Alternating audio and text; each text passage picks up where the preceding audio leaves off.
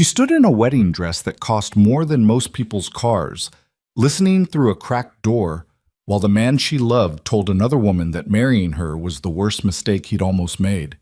He laughed. The other woman laughed, and Serafina Vale stood there in $60,000 worth of ivory silk, feeling every single pound of herself like a stone tied around her throat. She could have walked away quietly. She could have pretended she heard nothing. Instead, she pulled the 3-carat diamond off her finger, pushed open that door, and threw it hard enough to leave a mark. That decision didn't just end an engagement, it started a war. Drop a like and tell me what city you're watching from. I want to see how far this story travels. Now stay with me until the very end because nothing about this story goes the way you think it will. The atelier on Michigan Avenue smelled like money and desperation in equal measure. That particular mixture of imported fabric, fresh-cut flowers, and the faint chemical bite of alterations being rushed on a deadline. Serafina Vale had been standing on the elevated fitting platform for 40 minutes while Claudette, the head seamstress, worked her way around the hem with pins clenched between her lips and judgment clenched somewhere deeper. The mirrors were everywhere, floor to ceiling, angled to catch every possible perspective, and Serafina had learned long ago not to look at all of them at once. You picked one. You focused. You controlled what you allowed yourself to see. Today she chose the mirror facing the window, where the winter light came in flat and honest, and the Chicago skyline filled the frame behind her like a painting someone had hung there on purpose. The dress was extraordinary. She would give Claudette that much. Ivory Duchess satin with a structured corset bodice, cathedral-length train, hand-stitched beading along the neckline that caught the light and threw it back in fragments. It had been designed specifically for her body. Not the body someone thought she should have, but the body she actually had. Full hips, soft waist, shoulders that carried weight the way women in her family always had, with a kind of architectural solidity that looked powerful in the right clothes and merely large in the wrong ones. This was the right dress. She knew it was the right dress. She just couldn't feel it. "Stand straight," Claudette said, not unkindly, pulling the left seam taut against Serafina's hip. "You're compensating again." "I'm not compensating. Your left shoulder is dropping. It's what you do when you're anxious." Claudette had been dressing women in this city for 30 years. She had learned to read bodies the way other people read faces. Serafina straightened, looked at herself in the window mirror. The woman looking back at her was objectively beautiful. Dark hair pinned up in a loose test arrangement to approximate the wedding style. Deep brown skin against ivory satin, features that her mother always called dramatic, and her father called striking, and Roman called, in his better moments, unforgettable. Roman, 3 days. "The bustle can still be adjusted if you want it lower," Claudette said. "I've been thinking about it since Tuesday. The weight distribution on the train could—" "It's fine. Serafina, Claudette." She said it gently but with finality. "It's beautiful. You did beautiful work. I just need 5 minutes." The seamstress read the room with the efficiency of long practice, tucked her pincushion under one arm, and disappeared through the curtained doorway toward the back workroom. Serafina heard the muffled conversation of the 2 junior tailors, the soft industrial sound of a sewing machine resuming, and then mostly silence. She exhaled.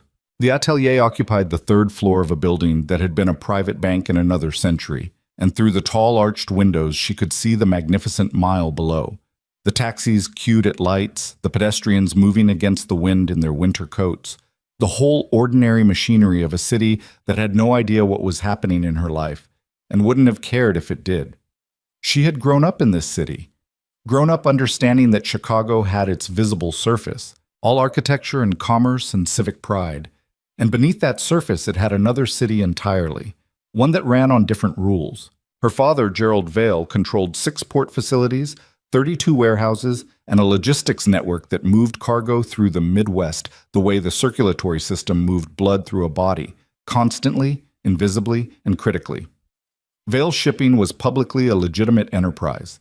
Gerald sat on civic boards, donated to hospitals, attended charity galas, and shook hands with politicians who knew better than to ask too many questions. What those politicians understood without being told was that the shipping lanes Gerald Vale controlled were used by people whose business interests required a certain amount of discretion, and that this arrangement had made everyone involved very comfortable for a very long time. Serafina had grown up understanding this. She had grown up understanding a lot of things that weren't discussed directly. That certain men who came to dinner with her father were not merely business associates. That certain conversations paused when she entered a room. That her father's handshakes sometimes lasted longer than handshakes needed to, and that what passed between the palms in those extra seconds was agreement, obligation, power. She had never been afraid of that world. She had been trained for it, in the careful way that daughters of men like Gerald Vale were trained, educated at the right schools, introduced to the right families, taught to read a room and hold her tongue, and understand that in certain circles, a woman's value was calculated through a specific and unforgiving arithmetic.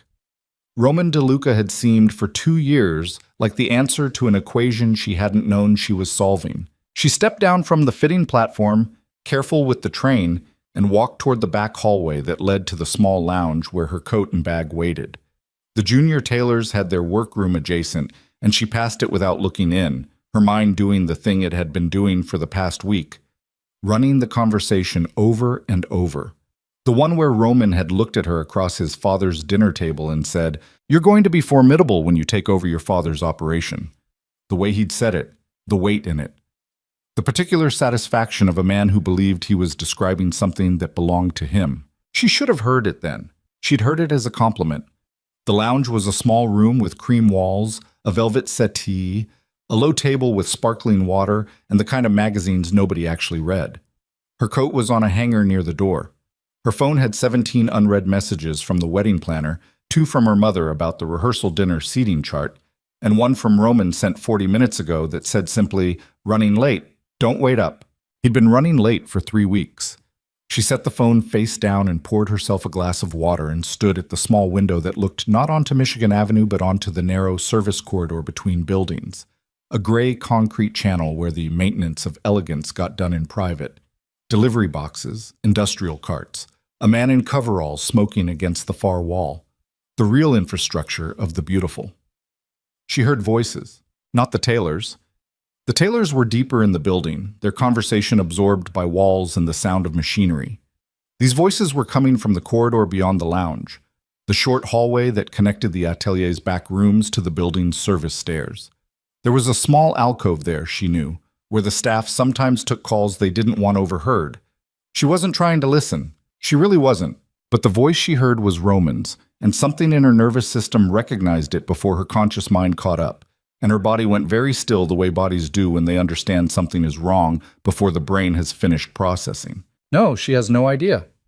She never has any idea. A pause, the particular quality of his laugh. She had loved that laugh once. It sounded different now, stripped of context, just a sound being made by a person who thought he was alone. Come on, you've seen the photos. She's not exactly... Another pause, longer. The sound of movement. A different voice, lower, feminine, saying something Serafina couldn't make out. Then Roman again. "I'm handling it. 3 more days and it's done, and then we're locked into the Vale ports for the next 20 years. That's all this is." She set the water glass down on the windowsill with extraordinary care. That's all this is. She's sensitive about it. I've learned which buttons not to push. A pause. Her father doesn't know how far I've gotten into their logistics data. By the time they figure it out, the contracts will be signed, and there won't be anything anyone can do about it. The other voice, close now, intimate in that way that has nothing to do with business. Roman said something she couldn't hear, then clear as a struck bell. She's embarrassing to be seen with, you know that. But what she comes with is worth it. Serafina had been insulted before. She had been whispered about, looked at sideways, had opinions about her body delivered to her with the casual cruelty of people who never bothered to consider what they were doing. She had developed, over 30 years, a kind of armor for it. Not indifference. She had never been able to achieve indifference. Not really. But a functional wall that she could get behind when she needed to, that let her keep moving. What she felt right now was not the familiar bruise of that old wound. What she felt was colder than that. More structural. Like something load-bearing had just given way. That's all this is. She found the ring on her finger. 3 carats, cushion cut, set in platinum. She had thought it was chosen with care. She had thought a lot of things. She pulled it off. Her hands were not shaking. That surprised her later, that her hands were completely steady. She stood for a moment looking at the ring in her palm, this thing she'd worn for 8 months, this object she'd allowed to mean something, and then she turned around and walked back into the hallway and pushed open the door to the back alcove. Roman was there. And the woman from his office, Gianna, her name was Gianna. Serafina had met her at 3 events and smiled at her and thought nothing of it, stood with her back against the wall and Roman's hand against the wall beside her head, and they both looked up with the particular frozen expression of people caught in something they believed was private. Roman's expression did the thing expressions do when panic and calculation happen simultaneously. His mouth opened. "Sarah." She held the ring out. He looked at it. Something crossed his face. Not guilt, she noted. Calculation. He was already running numbers. "This is not what— Don't." She said it quietly. The word had no inflection. It wasn't anger. It was the voice she used when she'd already made a decision, and everything after was just administrative. "Don't tell me what this is. We need to talk about this somewhere." "I'm talking about it here." She didn't look at Gianna. This wasn't about Gianna. "I heard enough. I heard you, and I understand what the last 2 years were, and I'm done." Roman ran a hand through his hair. The calculation was still running behind his eyes. She could see it. He was calculating whether this was salvageable, whether she'd heard enough to matter, whether the situation could be managed. He'd been managing situations his whole life. He was very good at it. "Serafina, the wedding is in 3 days. Our family's— I'm aware of when the wedding is." She stepped forward and pressed the ring into his hand with a firm and final pressure, the way you close a door that you intend to stay closed. "Call it off. All of it. Whatever story you want to tell is your problem. I won't be contradicting you because I won't be speaking to you. You have no idea what you're— I have a complete idea." She looked at him then, really looked, with the kind of direct attention she rarely gave people because it tended to make them uncomfortable. She looked at him and she saw him, the genuine him, the one underneath the tailored suit and the practiced charm and the family name that meant something in this city. She saw the smallness of him. "You told her I was embarrassing. You said this was business." She let that sit for a moment. "I want you to hear this clearly. Roman, I'm not embarrassed. You are. And one day soon, when whatever you're trying to do with my father's business falls apart, because it will fall apart, because everything you build on a rotten foundation falls apart, I want you to remember that you could have chosen differently." She turned and walked out. He called her name twice. She didn't stop. The Uber back to her apartment on the Gold Coast took 22 minutes, and she spent all of them looking out the window at Chicago going past. She didn't cry. She thought she might have wanted to cry in the theoretical sense, the way you sometimes want weather to break so the pressure changes, but the tears didn't come. Instead, she felt a strange, stripped clean clarity, like the aftermath of a fire that takes everything with it. And in the silence of that clearance, she could see things she hadn't been able to see before. She called her father from the elevator. Gerald Vale answered on the second ring, the way he always answered her calls, with the alert attention of a man who understood that when his daughter called in the middle of a workday, there was generally something happening. "Serafina, I need you to pull every contract and every preliminary agreement we've signed or indicated with the DeLuca interests in the last 18 months. A silence. Her father was a man who had learned to process significant information without visible reaction. That's a comprehensive request. Roman has been accessing our logistics data, more than what would be normal for due diligence. I don't know how far in he's gotten, but I think it's further than we realized." Another silence, longer this time. She heard him stand up. She knew the sound of his chair, knew the way he moved when he was shifting into a different mode of attention. "Are you all right?" "I'm fine. Serafina, I'm completely fine. I need you to pull those documents before I come in. I'll be there in an hour." She didn't tell him about the atelier. Not yet. The details of her personal humiliation could wait.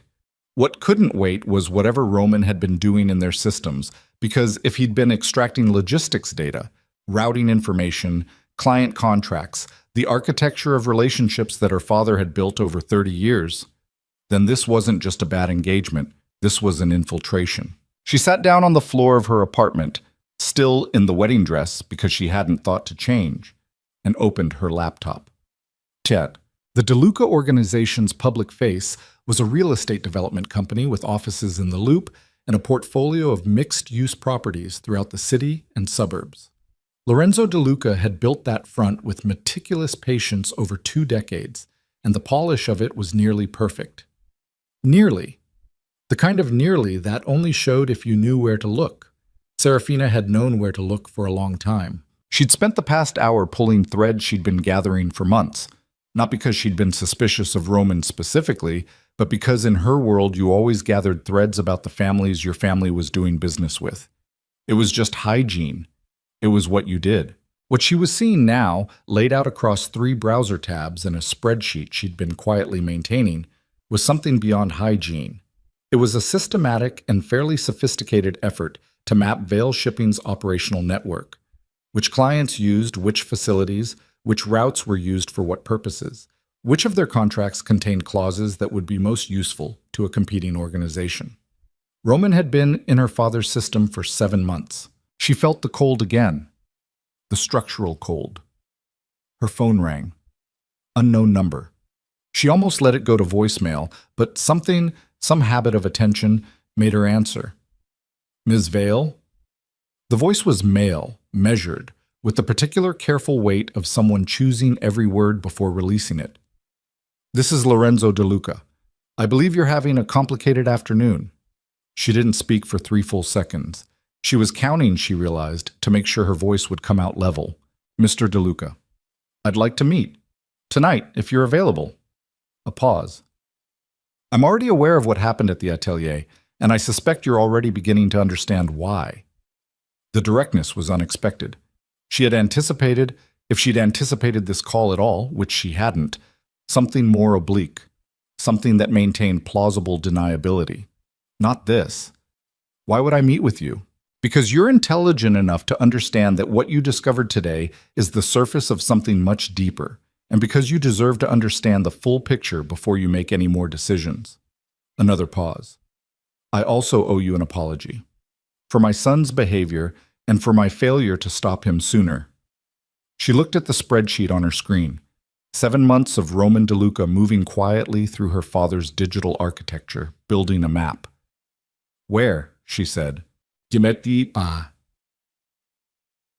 restaurant Lorenzo DeLuca chose was not the kind of place that appeared in food publications or maintained a social media presence.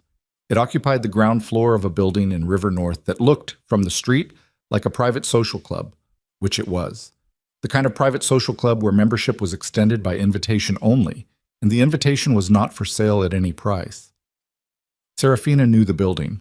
She had been inside it once, years ago, for a dinner her father had brought her to when she was 24 and being introduced to the architecture of his world. She arrived 8 minutes early.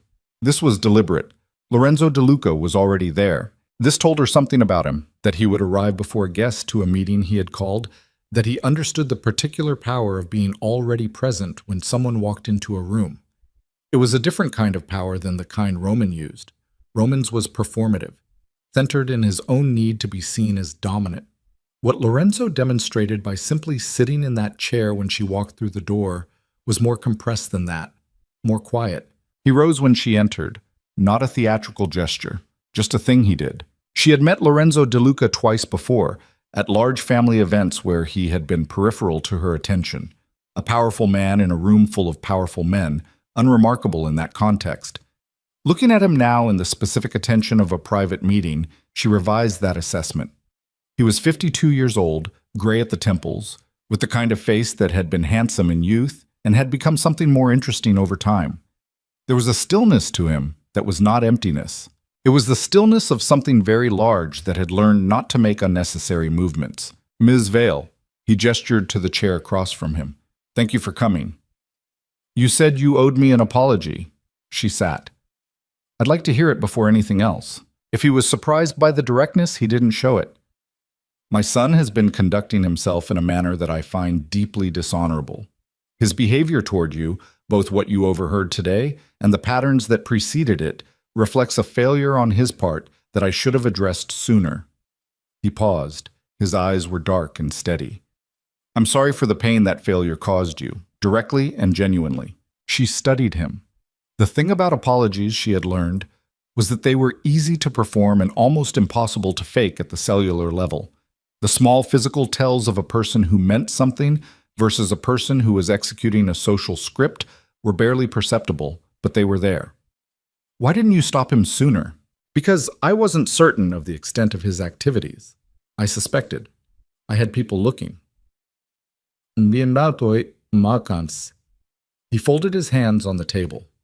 Large hands, she noticed, with old scars on the knuckles, the kind that accumulated over decades of a particular kind of life. When I became certain, I had to decide how to proceed. I won't pretend that calculation wasn't complicated by the business dimensions, but I want to be honest with you.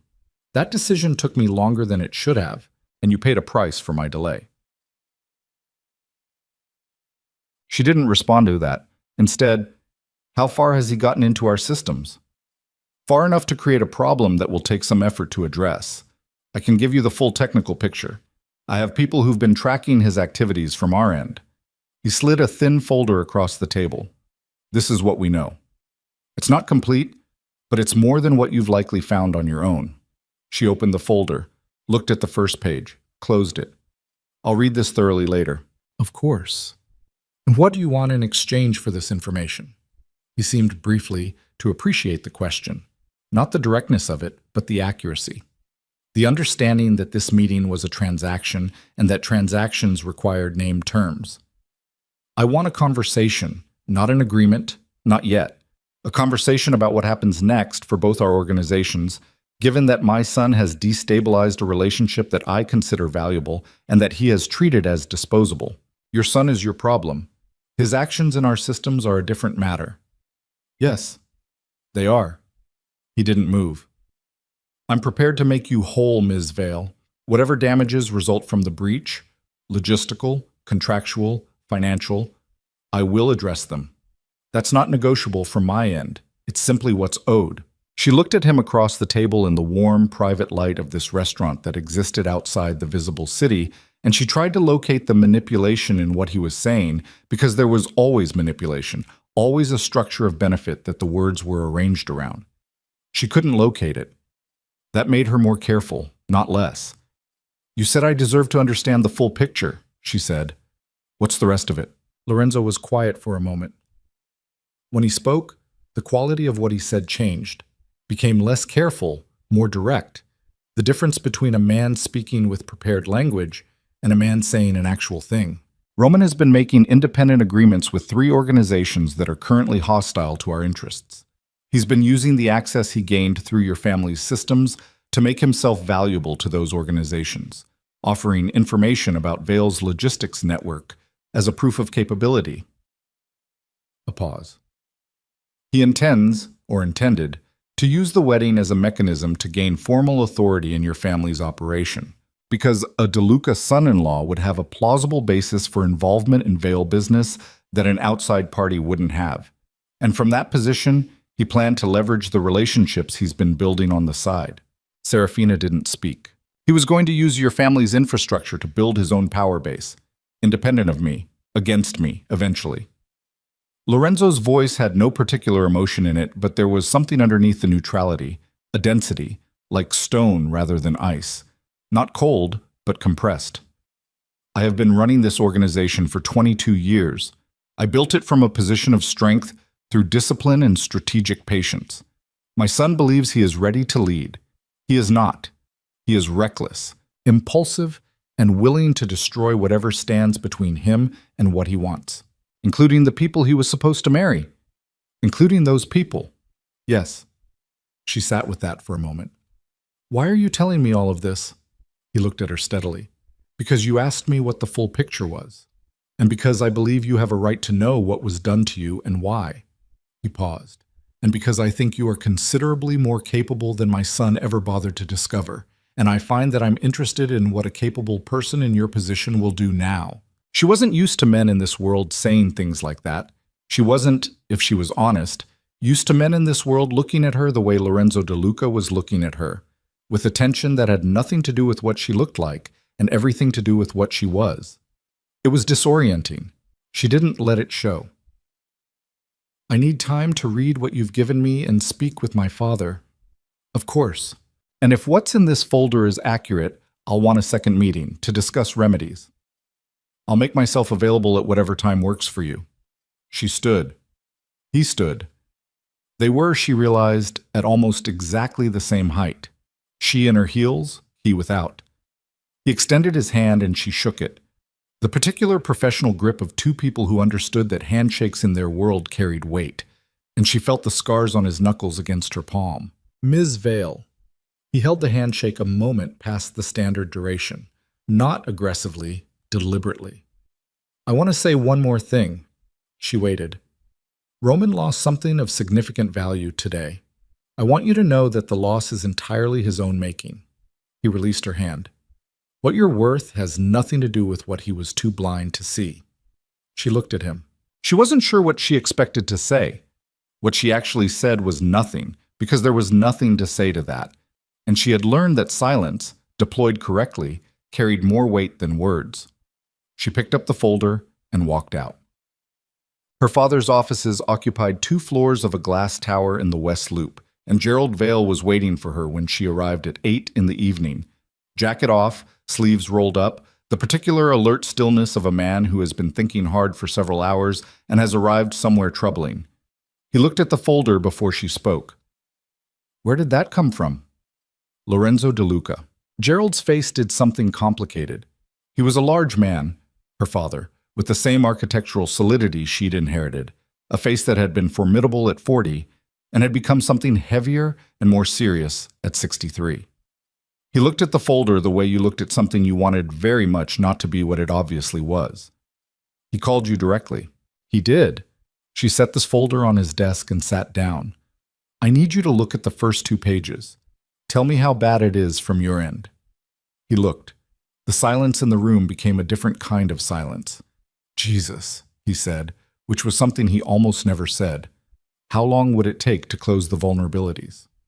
Weeks, months for some of it. He set the papers down. He looked at her. Serafina, are you... I'm fine. I'll be fine. That's not what we need to talk about right now.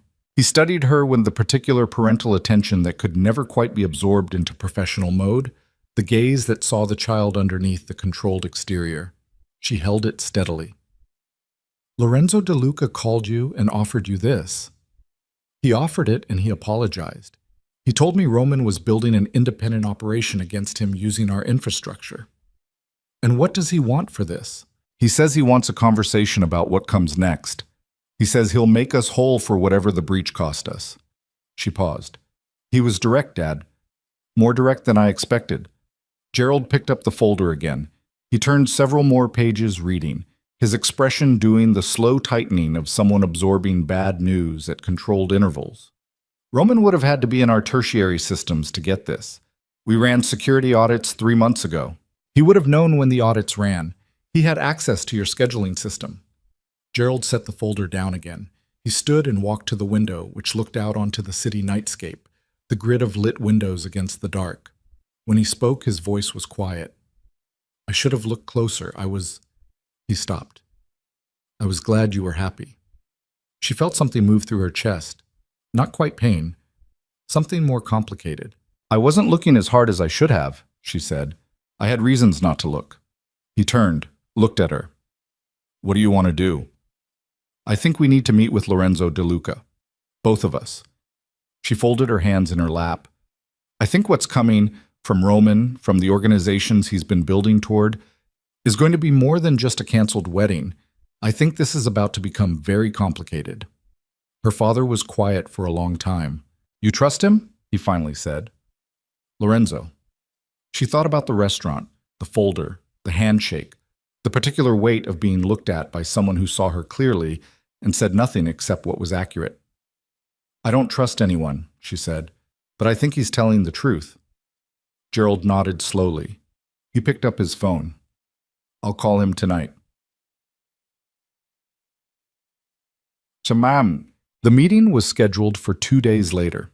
In the gap, Serafina spent her time doing what she did well, pulling data, mapping connections, understanding the architecture of a problem from the inside out.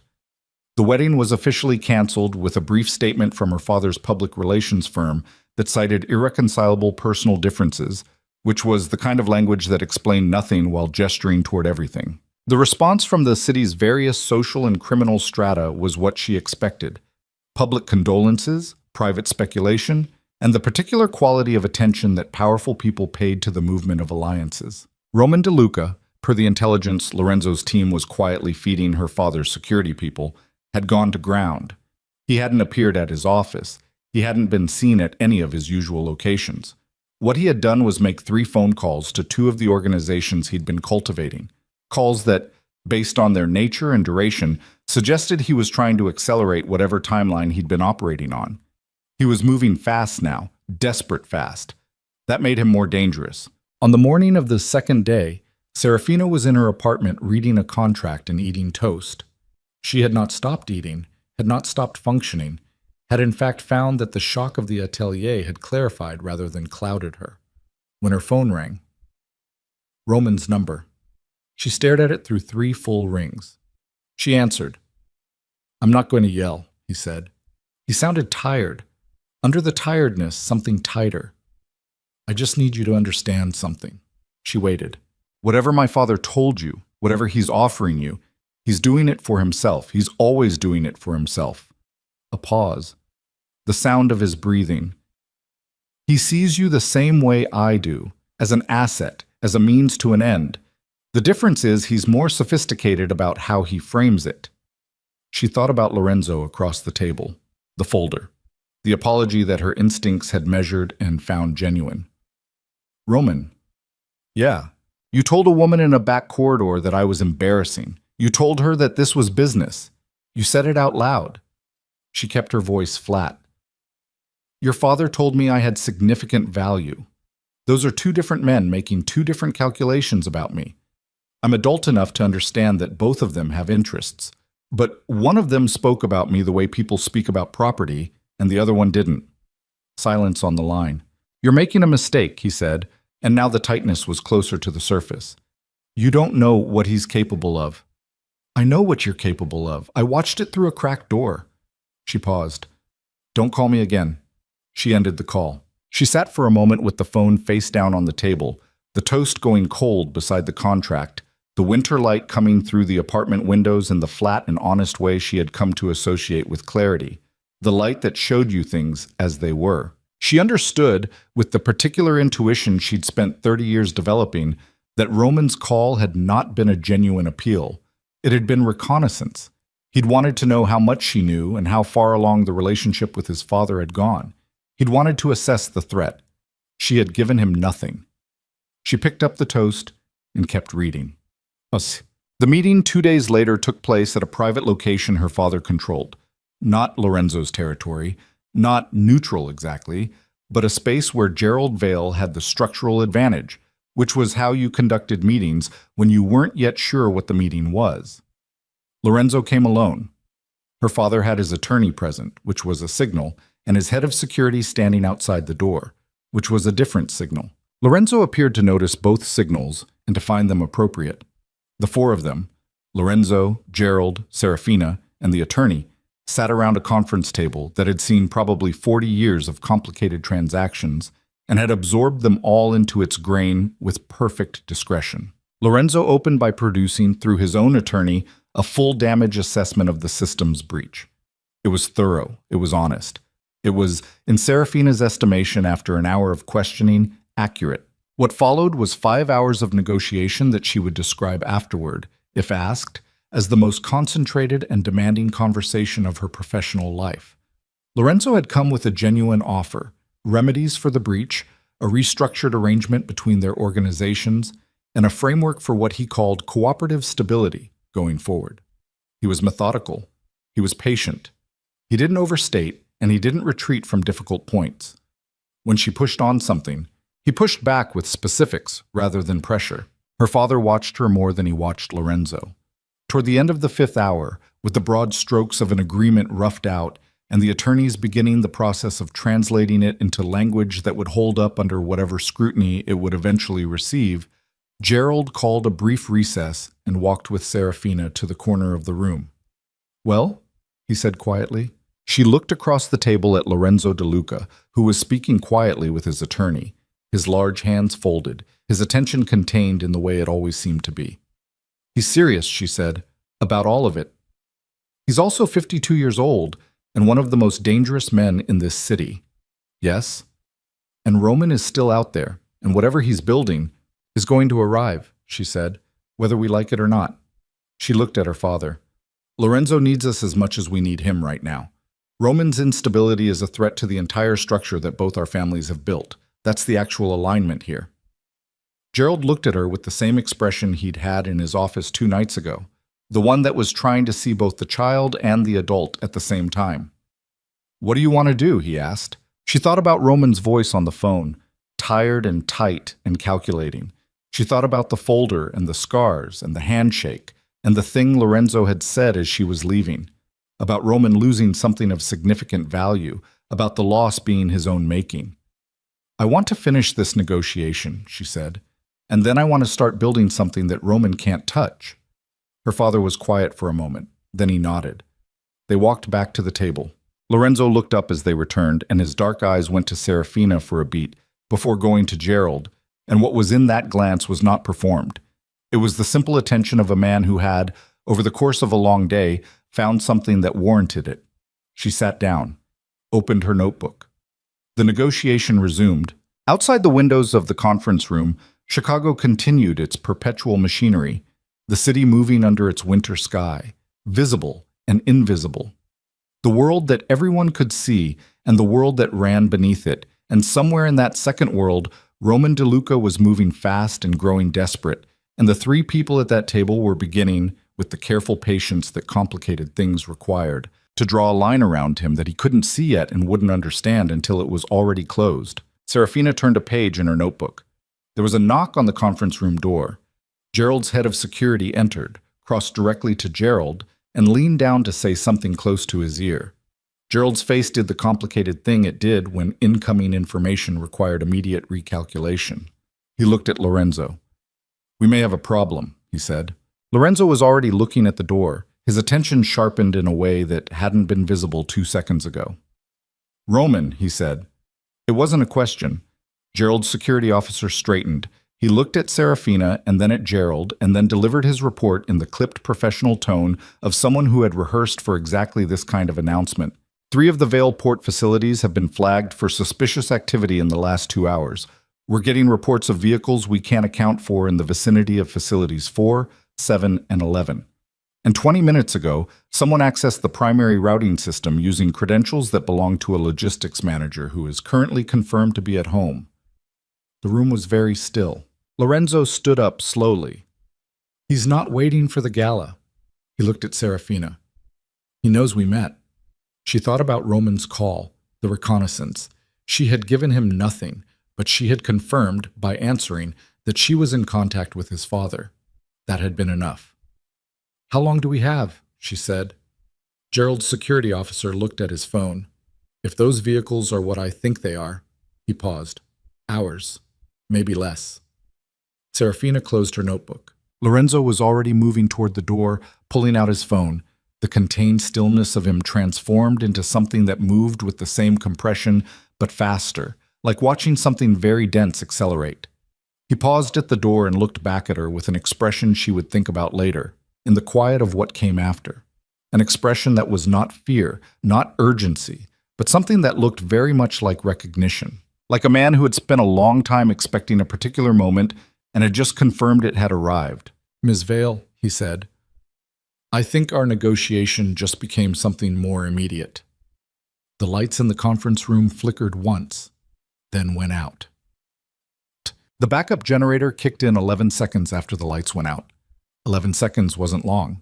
In most contexts, it was nothing. The pause between sentences, the time it took to pour a glass of water.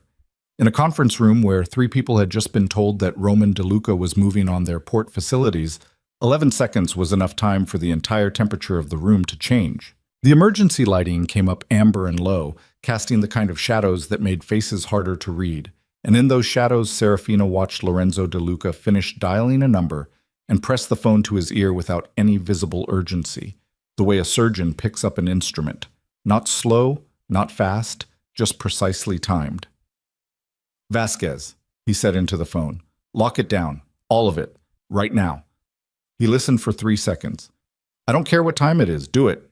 Gerald was already at the door, his security officer half a step ahead of him, both of them moving with the particular efficiency of men who had rehearsed for emergency without knowing when it would arrive. Gerald turned back to Serafina. "Stay in this room." "I'm not staying in this room." "Serafina, Facility 7 is our primary cold storage hub. If they hit 7, they're not making a statement. They're trying to collapse the temperature-controlled route." She had the routing map in her head the way she had everything operational in her head. Not memorized exactly, but internalized, structural, the way you knew the layout of a building you'd worked in for years. If the cold route goes down, we lose 4 months of contracted pharmaceutical logistics and 3 clients who will not come back. Her father looked at her. He looked at Lorenzo. Lorenzo had finished his call.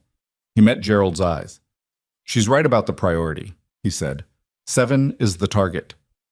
Gerald's expression did the thing it did when he disagreed with the situation but recognized he had already lost the argument. He looked at his security officer. "Get the car." Pulse. They moved in 2 vehicles, Lorenzo in a black SUV with 2 of his men, Serafina and Gerald in Gerald's armored car with the security officer driving and another man in the passenger seat who hadn't been introduced and whose jacket sat wrong at the shoulder in the specific way that meant he was carrying. The city moved past the windows in the ordinary, indifferent way cities move past emergency vehicles, not knowing and not caring, the traffic lights cycling through their colors, the pedestrians on the sidewalk leaning into the winter wind. Serafina was on her phone. She had the facility manager at 7 on the line, a man named Okafor, who had worked for Vale Shipping for 11 years, and who delivered information with the clipped precision of someone who understood that the quality of his communication in the next few minutes mattered. "We have 4 vehicles we can't account for in the lot adjacent to the east loading dock," Okafor said. "Nobody came through the front. The cameras on the east perimeter went offline about 20 minutes ago." "Cameras don't go offline by accident." "No, they do not." "How many people do you have on site right now?" "Night crew. 7 people total. I've pulled them all to the main floor and locked the external loading bays." A pause. "Ms. Vale, I need to know if I should call the police." She looked at her father. Gerald was listening to his own phone but watching her. She understood the question underneath Okafor's question. Calling the police meant the kind of visibility that complicated everything, that brought scrutiny into facilities that had, for 30 years, benefited from a certain amount of operational privacy. She also understood that 7 people on the main floor of a facility currently being approached by Roman DeLuca's people were 7 people in a very exposed position. "Keep your people together. Do not let anyone outside the main floor. I will be there in 14 minutes. She paused. "Do you have the internal security door between the main floor and the east bay?" "It's closed but not locked. Takes about 90 seconds to engage the full bolt." "Engage it now." "On it." She ended the call and turned to her father. "He has people at the east dock. He knew which entrance would be least watched." She thought about what Roman had said on the phone 2 days ago. "You don't know what he's capable of." She thought about the particular intimacy of that warning, the way it had been both threat and disclosure. He's been inside these facilities, physically. He walked the layout. Gerald's face tightened. "When?" "The site visits. Last spring, when we were doing the due diligence tour for the DeLuca contract discussions. He walked all 6 primary facilities." She felt the shape of it now, the way you felt the shape of something that had been hidden in plain sight. The entire courtship, the engagement, the 2 years of proximity and access, all of it arranged around this. He wasn't evaluating them as potential assets. He was mapping them. The car was quiet for a moment. "He planned this before he proposed to you," Gerald said. It wasn't a question, but she answered it anyway. "Yes." Her father looked out the window. The line of his jaw was stone. She watched him absorb it, not just the tactical reality, but the personal one. The fact that a man had spent 2 years using his daughter as a mechanism, and that he, Gerald Vale, who had built his entire professional life on reading people and situations with accuracy, had not seen it. "Dad," he looked at her. We can do this after, she said. Right now I need you with me. A beat. 2. Then he nodded, and the personal receded, and what was left was the man who had run a complicated operation for 30 years and knew how to compartmentalize the things that couldn't be addressed yet. 14 minutes, he said. Less if he drives faster, she said, and the security officer heard her, and the car accelerated. Lorenzo's SUV was already at the facility when they arrived, had gotten there 90 seconds ahead of them, which told her something about how his driver handled traffic. The facility was a long, low-slung building set back from the road behind a chain-link perimeter, the kind of industrial structure that was so deliberately unremarkable it functioned as its own camouflage. The main entrance was lit. The east side of the building, beyond the corner, was dark. The perimeter lights that should have been burning weren't. Lorenzo was outside the main entrance with his 2 men when their car pulled up. He was off the phone. He looked at Serafina as she got out and said, without preamble, "We have a problem beyond the east dock." "What kind?" "2 of Roman's contact, the people he's been building toward, the Castellano interests on the south side, have vehicles positioned at Facility 4. They're not moving yet. They're watching." He paused. "This isn't Roman moving impulsively. This is coordinated." She stood for a moment in the cold air outside the facility entrance, the winter working its way through her coat, and let the architecture of what he was describing assemble itself in her mind. Roman moving on multiple facilities simultaneously, with external partners positioned at backup locations. Not a tantrum. A campaign. "He's trying to create enough instability to make our assets look compromised," she said. "If the ports look vulnerable, if word gets out that Vale facilities were breached, even if nothing is actually taken, the clients who depend on discretion will start looking for alternatives. And Roman has been telling those clients that he can offer them an alternative." Lorenzo's voice was flat and informational. "He's been positioning himself for 6 months. The goal isn't to destroy your operation. The goal is to make himself necessary when your operation looks like it's in trouble." Her father had come up beside her. He'd heard the last part. "So the attack is the advertisement?" "Yes."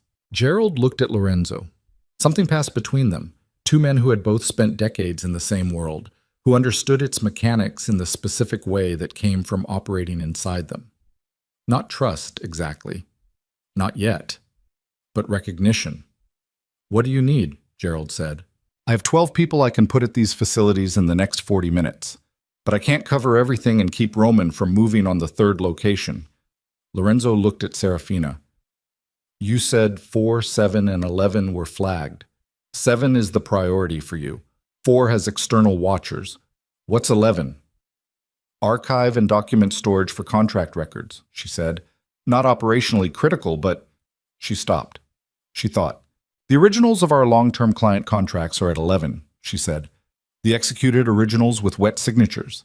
The digital copies are backed up, but a wet signature original carries legal weight that a digital backup doesn't in certain jurisdictions. And several of our older clients have contracts with clauses that—" She stopped again. "If those documents were damaged or disappeared, certain contracts would revert to renegotiation." Lorenzo looked at her steadily. "He's going for 11, she said. 4 and 7 are diversions." The silence lasted about 2 seconds. "I have people at 4, Lorenzo said. "Vasquez is handling 7's perimeter." He was already pulling out his phone. 11 is 8 minutes from here, she said. "I'll go." "No," her father and Lorenzo said simultaneously, and then looked at each other, and if the moment had been less urgent, something might have been almost absurd about it. 2 sets of people covering the wrong locations, Serafina said. 1 facility that actually matters, tonight, without coverage. Someone needs to go to 11. "I'll send—" Lorenzo started.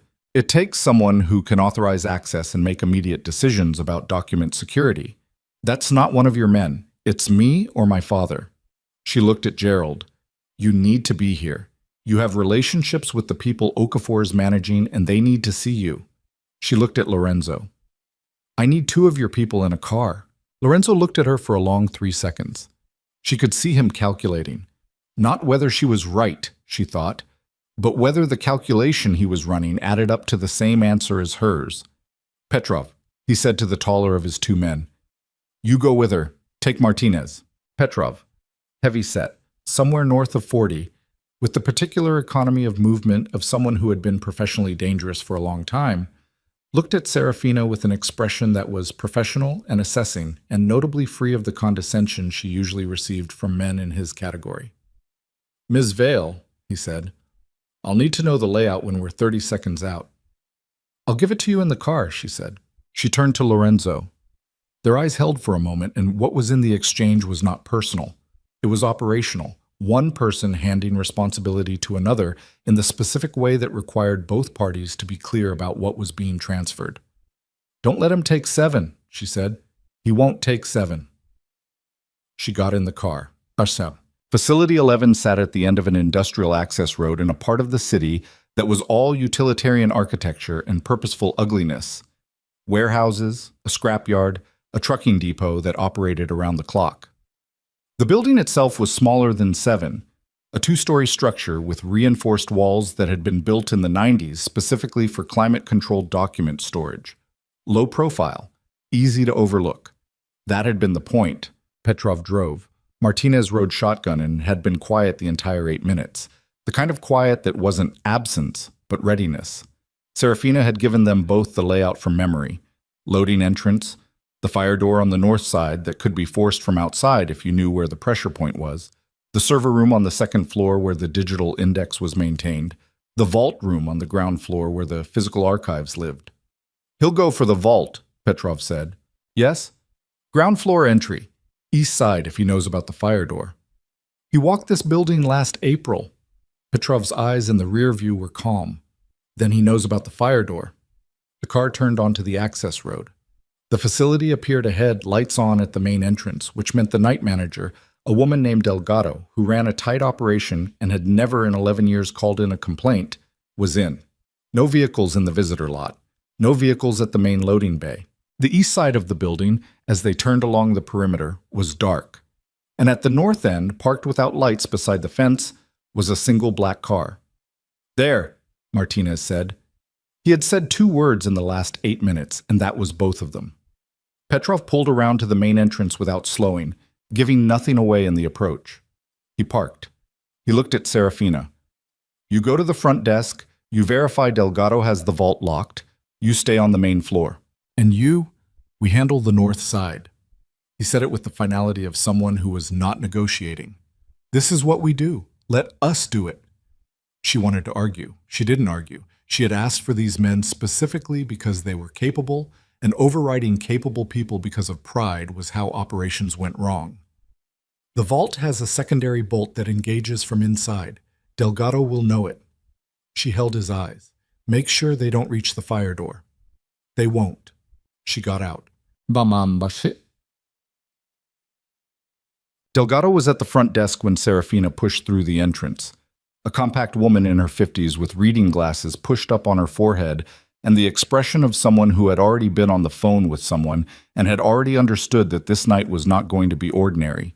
She looked at Serafina and said, "Ms. Vale," and nothing else, because nothing else was needed. "Is the vault secured?" "Locked and bolted 40 minutes ago when your father's office called." Delgado stood. "I have 3 people on site. I sent them all to the second floor because I figured whatever was coming for the ground floor." "Good call." Serafina moved to the desk and pulled up the internal camera feed on the monitor that Delgado angled toward her. Ground floor, east corridor, empty. Vault room corridor, empty. North stairwell, a shape. Moving low and fast. Then a second shape behind the first. She grabbed the desk radio. "Petrov." Static, then his voice, tight and even. "We have 2 at the north entry. Fire door is compromised. We're engaging." She heard from somewhere in the structure of the building a sound that was hard to identify abstractly, but that her body understood immediately. Not an explosion, not anything dramatic, just the physical percussion of a confrontation happening at close quarters in a contained space. Foot on floor, body against wall. The brief, ugly efficiency of professionals making contact, then quiet. Then Petrov's voice again. "Secured. 2 individuals. North corridor is clear." She let out a breath she had been holding since the access road. Then the monitor flickered. The vault corridor camera went black. Delgado said, "That's not us." Serafina was already around the desk, already moving toward the ground floor corridor, because the vault camera going black meant someone had cut it locally, which meant someone was already in the vault corridor, which meant there was a third person who had not come through the north fire door. She pushed through the ground floor access door and stopped. Roman DeLuca was standing in the corridor outside the vault room, 10 feet away. He looked terrible. He had looked the last time she'd seen him like a man who had everything managed: the clothes, the posture, the performance of competence. What was standing in front of her now looked like what happened after the performance collapsed. His shirt was wrong. His face had the specific dishevelment of someone who hadn't slept properly in days and was running on the particular fuel of urgency and desperation. There was nothing polished left, but he was between her and the vault door, and in his right hand was a bolt cutter, and the padlock on the vault's outer gate was already open on the floor. They looked at each other. "Roman," she said. "Don't." He held up one hand, not aggressive, sus, almost tired. "I don't want to do this with you." "Then leave." "I can't leave." He looked at the vault door and then back at her, and what was on his face was something she hadn't expected. Not calculation, not performance, but something rawer, cornered. "I need those contracts, specifically the Meridian Group agreements and the Hal Court documentation." He said it like he was explaining something, like they were still two people in the same conversation. "If I have those originals, I have leverage. Without them, you're in the same position you've put yourself in," she said, "which is one where you've attacked your father's interests and your former fiancé's family's property in the same night, and the only direction left is worse." He flinched, just slightly. "You don't understand what he's been doing, Lorenzo, what he's been building toward you." His voice had the quality of someone trying to convince themselves as much as her. "He's not helping you. He's absorbing you. That's what he does. He finds something useful, and he wraps around it until it belongs to him. Versus what you were doing," she kept her voice level, "which was marrying me while feeding my father's operational data to people who wanted to replace him. That was..." He stopped, started again. "That was supposed to be different." "How?" "Because I was going to He stopped again. His jaw worked. Whatever he was going to say, he didn't say it. Maybe because he'd heard it in his own head and understood how it would land. "Roman!" She took one step toward him, not threatening, just closing the distance enough that he had to hear her clearly. "There is a version of tonight that ends with you walking out of this building without anyone pressing charges. Your father's men have 2 of yours in the north corridor. Nobody's called the police. Nothing irrevocable has happened yet." He looked at her. "If you go through that vault door, that version disappears." She held his eyes. "You know I'm right." He was quiet for a long moment. She watched the calculation run. Not the smooth, fast calculation of the man she'd known, but something slower and more desperate. The calculation of someone whose options had been narrowing for weeks, and who could feel the walls. Then his phone rang. He looked at it. His face changed. She couldn't see the screen from where she was, but she watched his expression shift from cornered to something colder. And when he looked up at her, the rawness was gone, replaced by something that was almost worse, a kind of deliberate blankness, the face of a decision being made. "I have to go," he said. He picked up the padlock from the floor, set it back in the hasp without locking it, looked at her for one more second. "Tell my father I'm not done." He walked past her down the corridor. She didn't stop him. She stood for a moment outside the vault door, listening to his footsteps recede, and then she turned and went back to the main floor, where Delgado was on the phone and the monitor was dark, and somewhere in the building, Petrov and Martinez were managing 2 men who had come through a fire door and found something other than what they expected. She called Lorenzo. He answered on the first ring. 7 is secure. 4 is secure. What about 11? 11 is secure. She paused. Roman was here personally. He didn't take anything. A silence. Is he gone? Yes. He got a phone call and left. She thought about the way his face had changed, the deliberate blankness, the decision. Lorenzo, whoever called him, it changed something. He was close to stepping back, and then whoever called, he looked at that phone and something shut down. What did it look like? She thought about it. It looked like he'd just been told he was out of options except one. Lorenzo was quiet for 2 full seconds. Are you all right? The question surprised her. Not that he asked it, but the directness of it, the way it was the only thing he said before anything operational. I'm fine. She paused. I need to get back to 7. My father's there. I'll meet you. She walked back through the main floor. Delgado was coordinating her staff, voice steady and professional, handling the aftermath of an almost event with the calm of someone who had been waiting for something to go wrong for long enough that when it arrived, she had already rehearsed. Serafina touched her shoulder as she passed. Good work tonight. Is it over? Delgado said. Serafina thought about Roman's face when he looked at his phone, the decision shutting into place behind his eyes like a vault door closing. No, she said. I don't think it is. She pushed through the entrance into the cold air and got in the car, and as Petrov drove back toward Facility 7, she sat in the dark back seat and let herself, for exactly 90 seconds, feel the accumulated weight of the last 72 hours. The atelier, the ring, her father's office, the restaurant, the 5-hour negotiation, the car ride, Roman in the corridor with the bolt cutter and the desperate eyes. 90 seconds.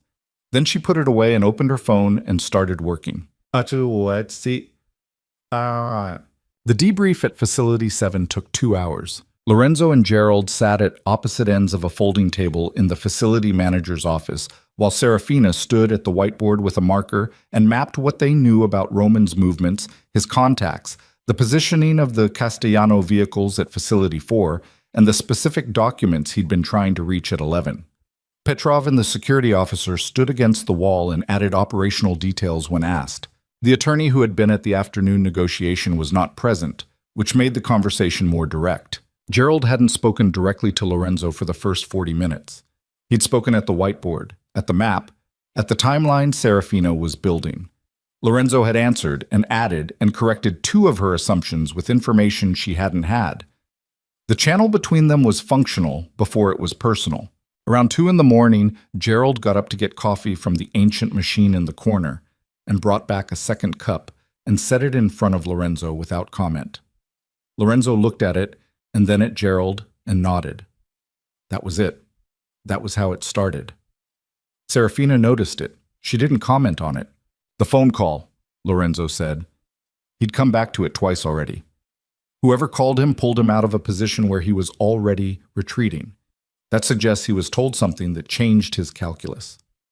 Or someone activated an agreement he'd already made, Serafina said, with the Castellano people, or someone above them. She put the marker down. Roman's been building for months.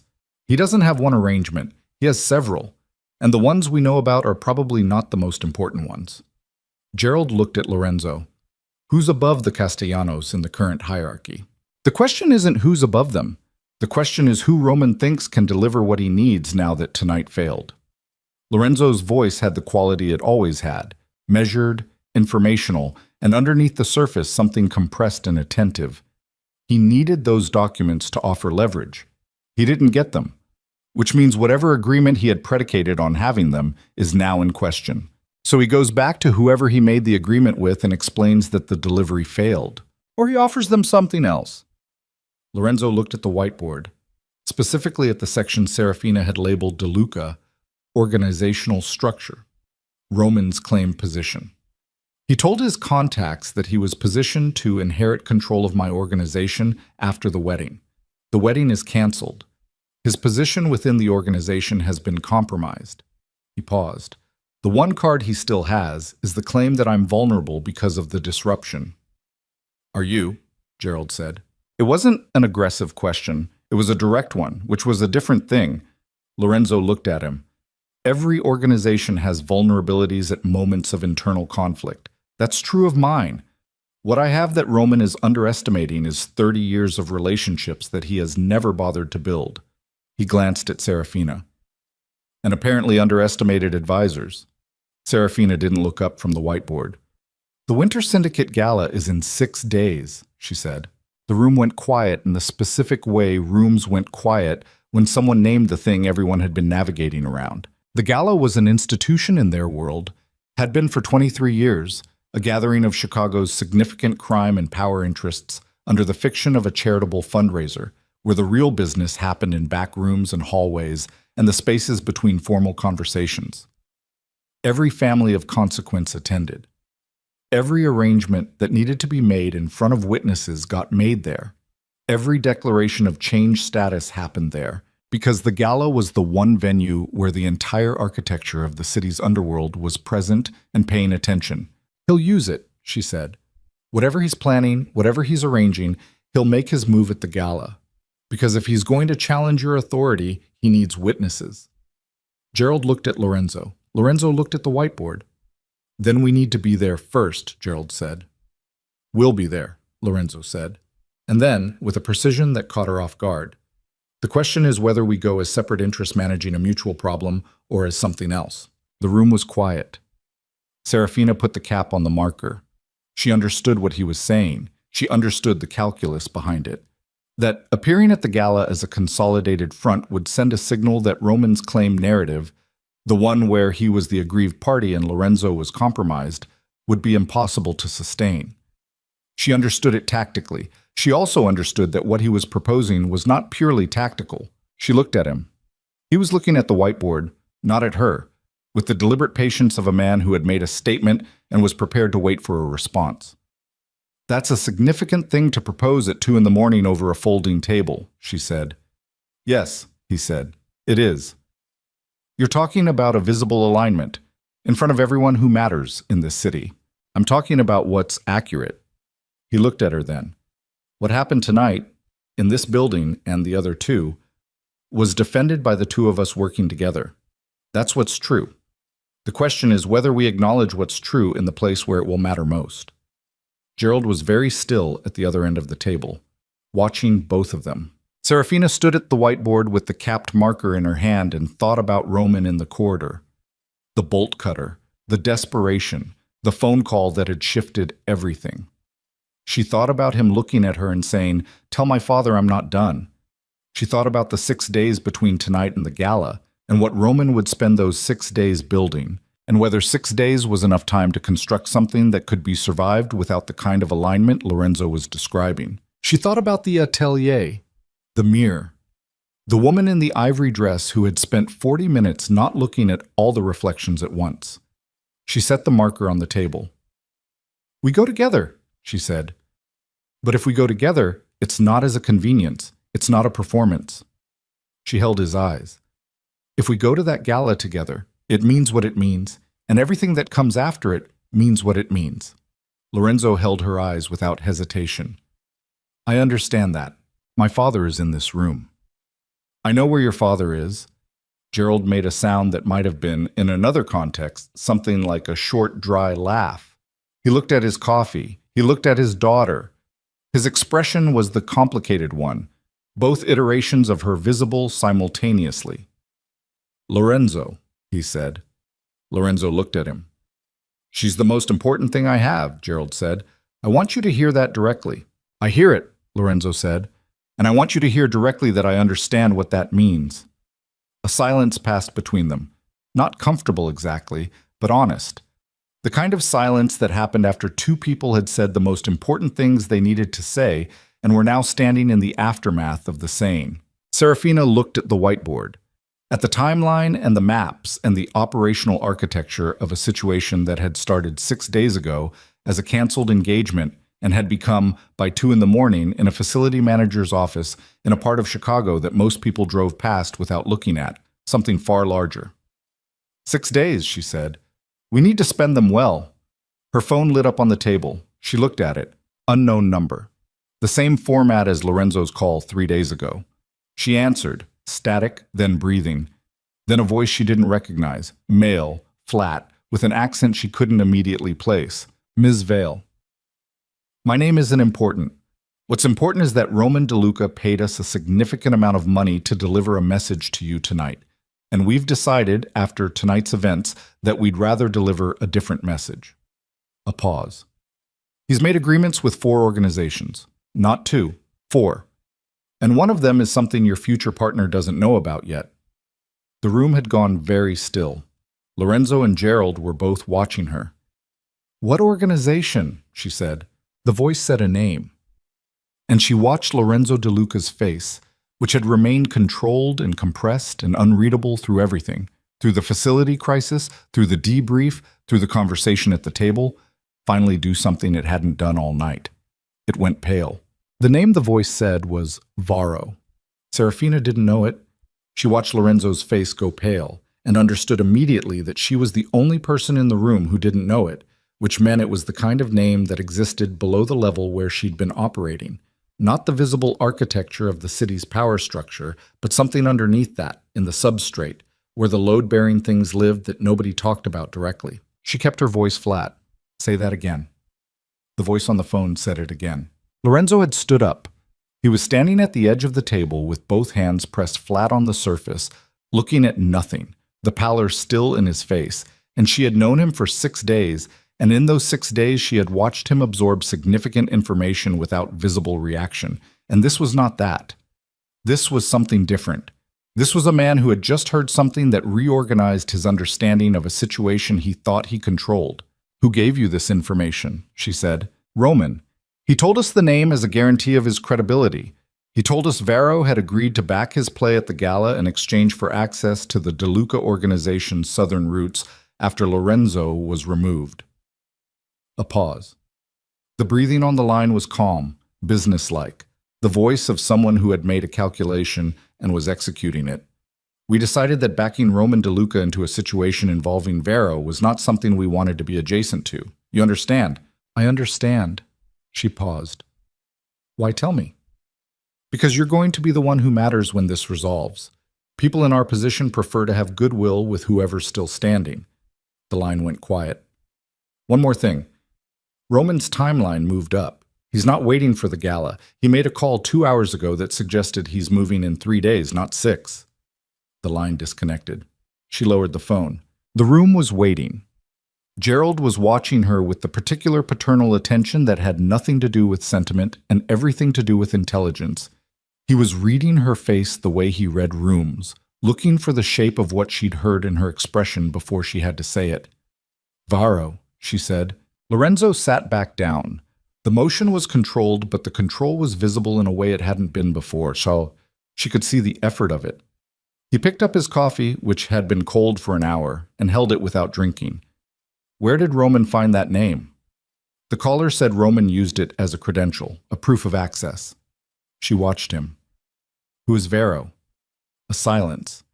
Not the silence of someone deciding whether to answer, but the silence of someone deciding where to begin.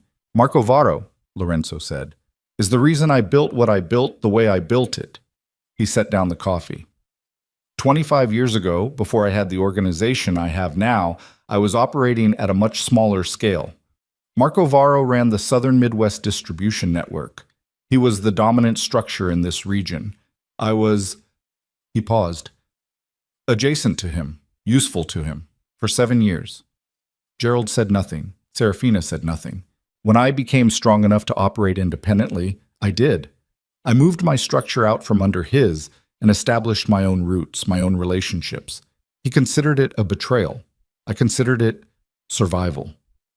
Lorenzo's voice was even, historical, the voice of someone describing something that was finished. We've had a stable non-aggression for 18 years. He operates south and east. I operate here. We don't interfere with each other. And Roman found him, Serafina said. Roman found him. He looked at her. Varro has been waiting 18 years for a moment to destabilize what I built. He didn't have the positioning to come at me directly. Roman gave him a mechanism. He paused. And if Varro is backing Roman's play at the gala, publicly, visibly, then it's not a son challenging a father. It's an organized challenge to my legitimacy from a recognized external authority. Gerald absorbed this, which means the other families present will have to choose. Which means some of them will choose wrong, Lorenzo said, and the compression in his voice had shifted registers slightly, become something heavier and more dense. Because Varro has relationships in this city that I haven't been watching because I believed we had stability. Serafina stood at the whiteboard. The timeline she'd drawn looked different now. She picked up the marker and added Varro at the left edge, drew a line to Roman, extended it through the gala, and stood back. 3 days, she said. He's not moving at the gala. He's moving before it. She looked at the line on the board. He wants to arrive at the gala with it already done. He wants to walk into that room with the DeLuca organization already in a state of internal crisis, with Vero already positioned as the stabilizing force, and present the assembled families with a fait accompli. She turned. Lorenzo was looking at the board with the expression of a man confirming something he didn't want confirmed. "Where's the weak point?" she said. "In 3 days, what can he actually reach?" "My Eastern captains," Lorenzo said. "3 of them have long-standing grievances about how I've managed the post-COVID transition of our distribution structure. They're not disloyal, but they're not unreachable." He paused. "If Vero's people have been working them, how long would that take? Months. If it started when Roman first made contact with Vero, he did the calculation. She watched him do it. Watched the point at which the calculation arrived somewhere that tightened his jaw. It's possible. It's possible they've already been compromised." "Names," Gerald said. Lorenzo looked at him. "I'm not asking to use them," Gerald said. "I'm asking because if we have 3 days, we need to know which conversations to have and in what order, and we can't do that without names." A moment. Then Lorenzo gave him 3 names. Gerald wrote them on his phone. Serafina looked at the timeline. 3 days. 3 captains potentially turned. Vero backing Roman with 25 years of patient resentment. The gala as the stage for whatever came after. "I need to make a call," she said. "I'll be outside." The air outside the facility was bitter, the kind of Chicago winter cold that had teeth in it, and she stood 10 feet from the entrance with her coat pulled tight and called a number she had been maintaining in her phone for 2 years without using, a contact she had cultivated during the due diligence period of the engagement, when she'd been quietly building her own understanding of the DeLuca world in the careful way she built understanding of everything. The contact's name in her phone was listed as M. Fortunato. He was a mid-level logistics coordinator who worked the seam between the DeLuca organization and several independent distribution operators, and he had, at 2 different points in their brief professional acquaintance, let slip things that suggested he was the kind of person who kept his options open and valued being known by useful people. He answered on the 4th ring, which meant he was awake. "Ms. Vale." Alert. "Careful. Tell me what you know about Roman and Vero." Silence for 5 seconds. Then, "I know more than I should." "Tell me anyway." Another silence. She heard him move, a door closing, the particular acoustic change of a person removing themselves from proximity to others. "Roman reached out to Vero's people 8 months ago, before your engagement was announced. He said it with the weight of someone who understood that timing mattered. The engagement was part of the plan from the beginning. It was always supposed to be temporary, long enough to establish his position in Vale operations, then use that position as the thing he brought Vero to justify supporting his challenge to Lorenzo." She stood in the cold air and absorbed this. "You knew about this 8 months ago." "I suspected. I confirmed it 3 months ago." A pause. "I want you to understand that I considered telling someone." "You considered it. The people you tell something like that to, the consequences of that information going to the wrong person are..." He stopped. "It's not cowardice. It's survival arithmetic." She thought about Roman in the corridor, the bolt cutter, the phone call. "Where is he right now?" "I don't know exactly. I know he's not at any location connected to the DeLuca organization. I know Vero has people in the city. They arrived yesterday. 4 of them. They're staying somewhere in River North. 4 people. That's what I have." "Fortunato." She paused. "If you help me in the next 3 days, your survival arithmetic improves significantly. If you don't, and this resolves the way I intend it to resolve, I'll remember that you sat on this for 3 months." Silence. "What do you need?" he said. "Location updates on Roman's movements when you have them. And anything you hear about Vero's people moving." She paused. "And one more thing. The 3 DeLuca Eastern captains. Do you know if they've been approached?" A longer silence. "2 of them. Yes." "Which 2? He told her. She went back inside. What followed was the most compressed 48 hours of Serafina's professional life. She slept 4 hours in a hotel near the West Loop while her father handled the immediate remediation at the 3 facilities, And when she woke, she had 11 messages and a clarity that felt like it had been carved rather than rested into. The particular clear-headedness that came not from peace, but from the removal of uncertainty. She knew the shape of the problem now. The remaining question was execution. She met with Lorenzo at his office in the Loop at 7 in the morning.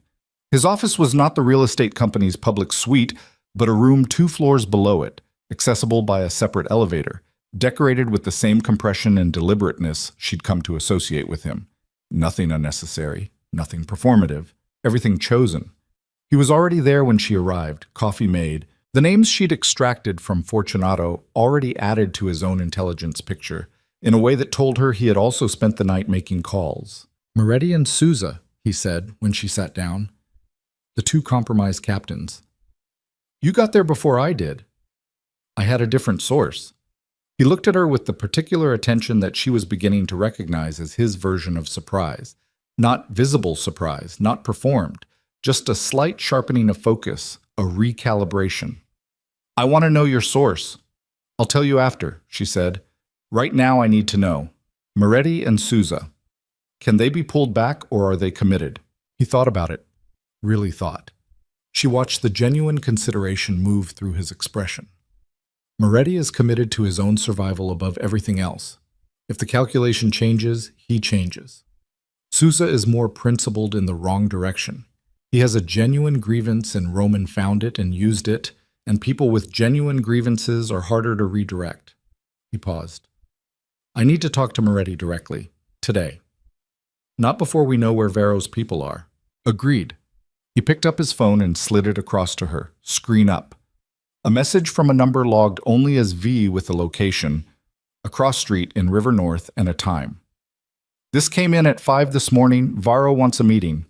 She looked at the message, then at him. He's confident, she said. He's been waiting 18 years. He thinks Roman has already done the work. Lorenzo took the phone back. He wants to present terms. He believes he's in a position to offer them. Are you going? I'm considering it. If you go, you're accepting the frame, that you're the party receiving terms. She leaned forward slightly. Don't go. He looked at her. Send me, she said. The silence that followed was long enough to have texture. Lorenzo set the phone down and looked at her with an assessment that was thorough and without any of the reflexive skepticism she would have received from most men in his position. He was thinking, not reacting. Varo doesn't know you, she said. He knows Vale shipping. He's been calculating around it because he needs the ports as much as anyone. If I walk into that meeting, he has to recalculate in real time. He can't do what he planned to do because what he planned to do was meet the man he's been building toward for 18 years. She held his eyes. I take that away from him, and while he's recalibrating, I learn what he actually has. He'll know immediately that I sent you.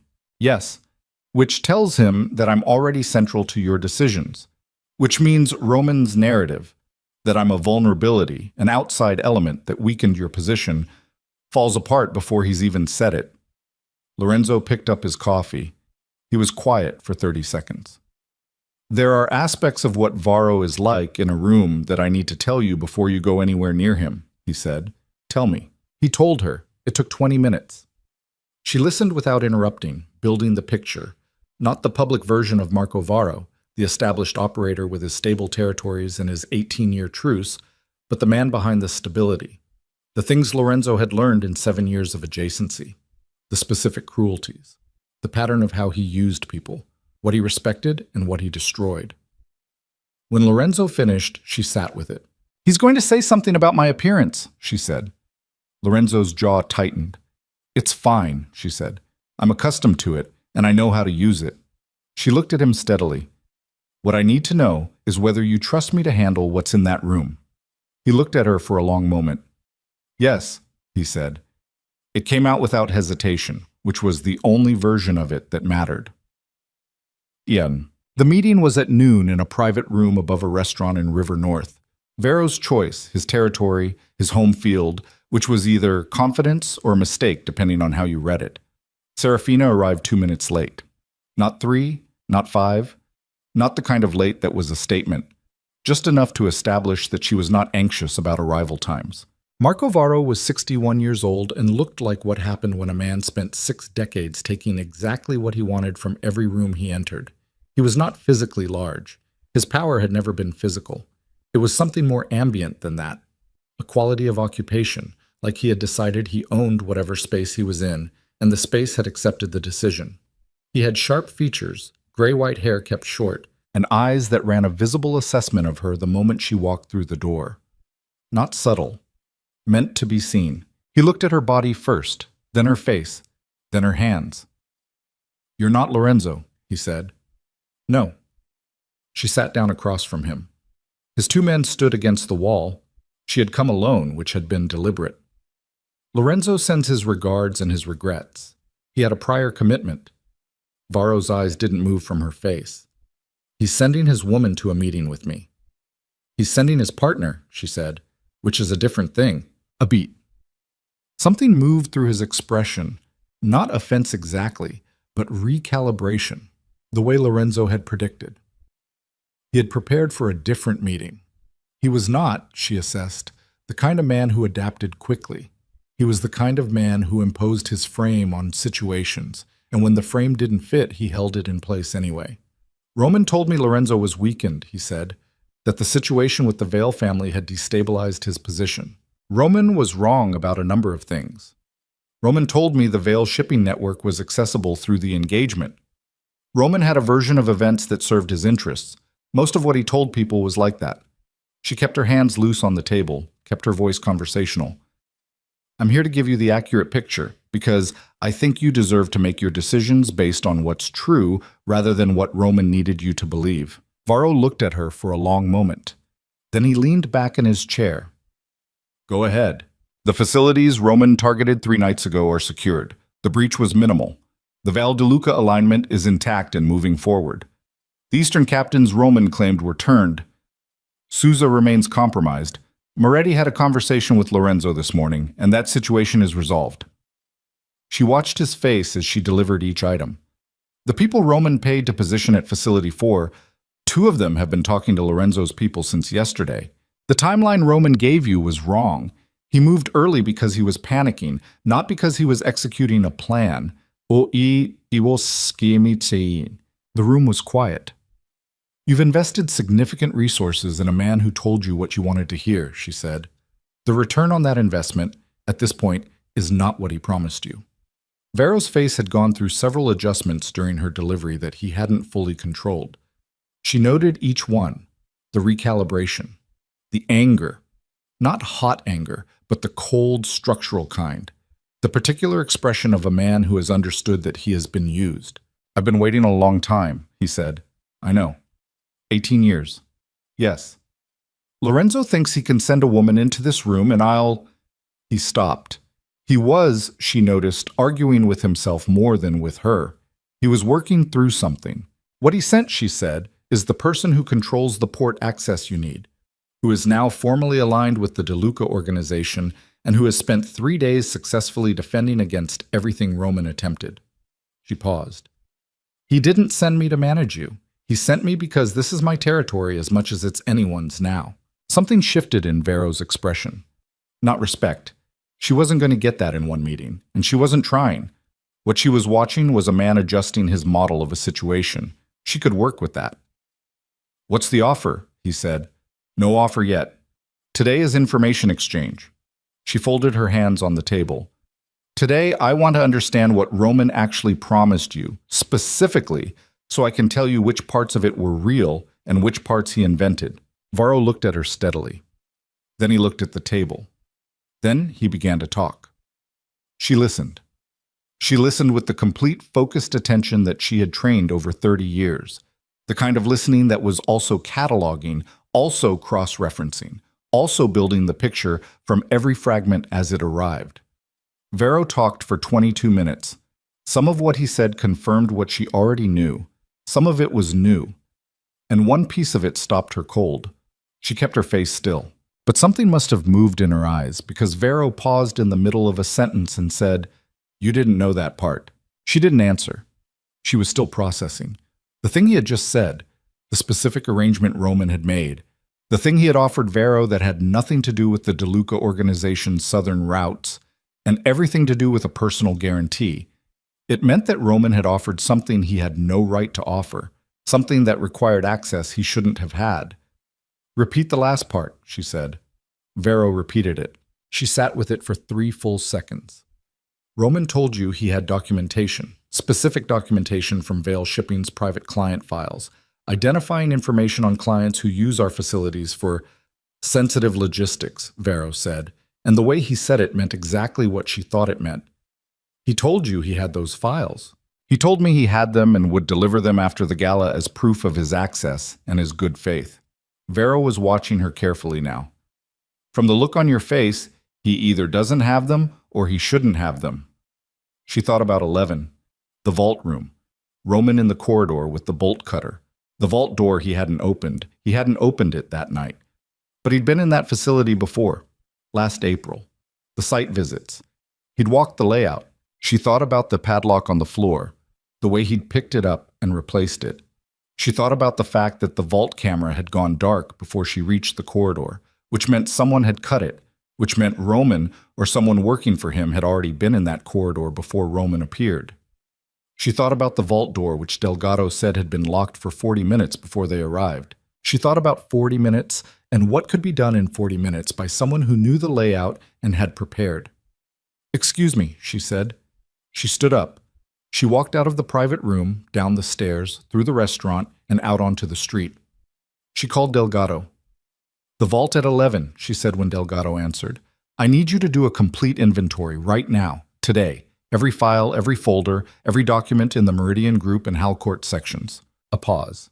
"Ms. Vale, I need it in the next 2 hours, please." She stood on the sidewalk in River North and waited.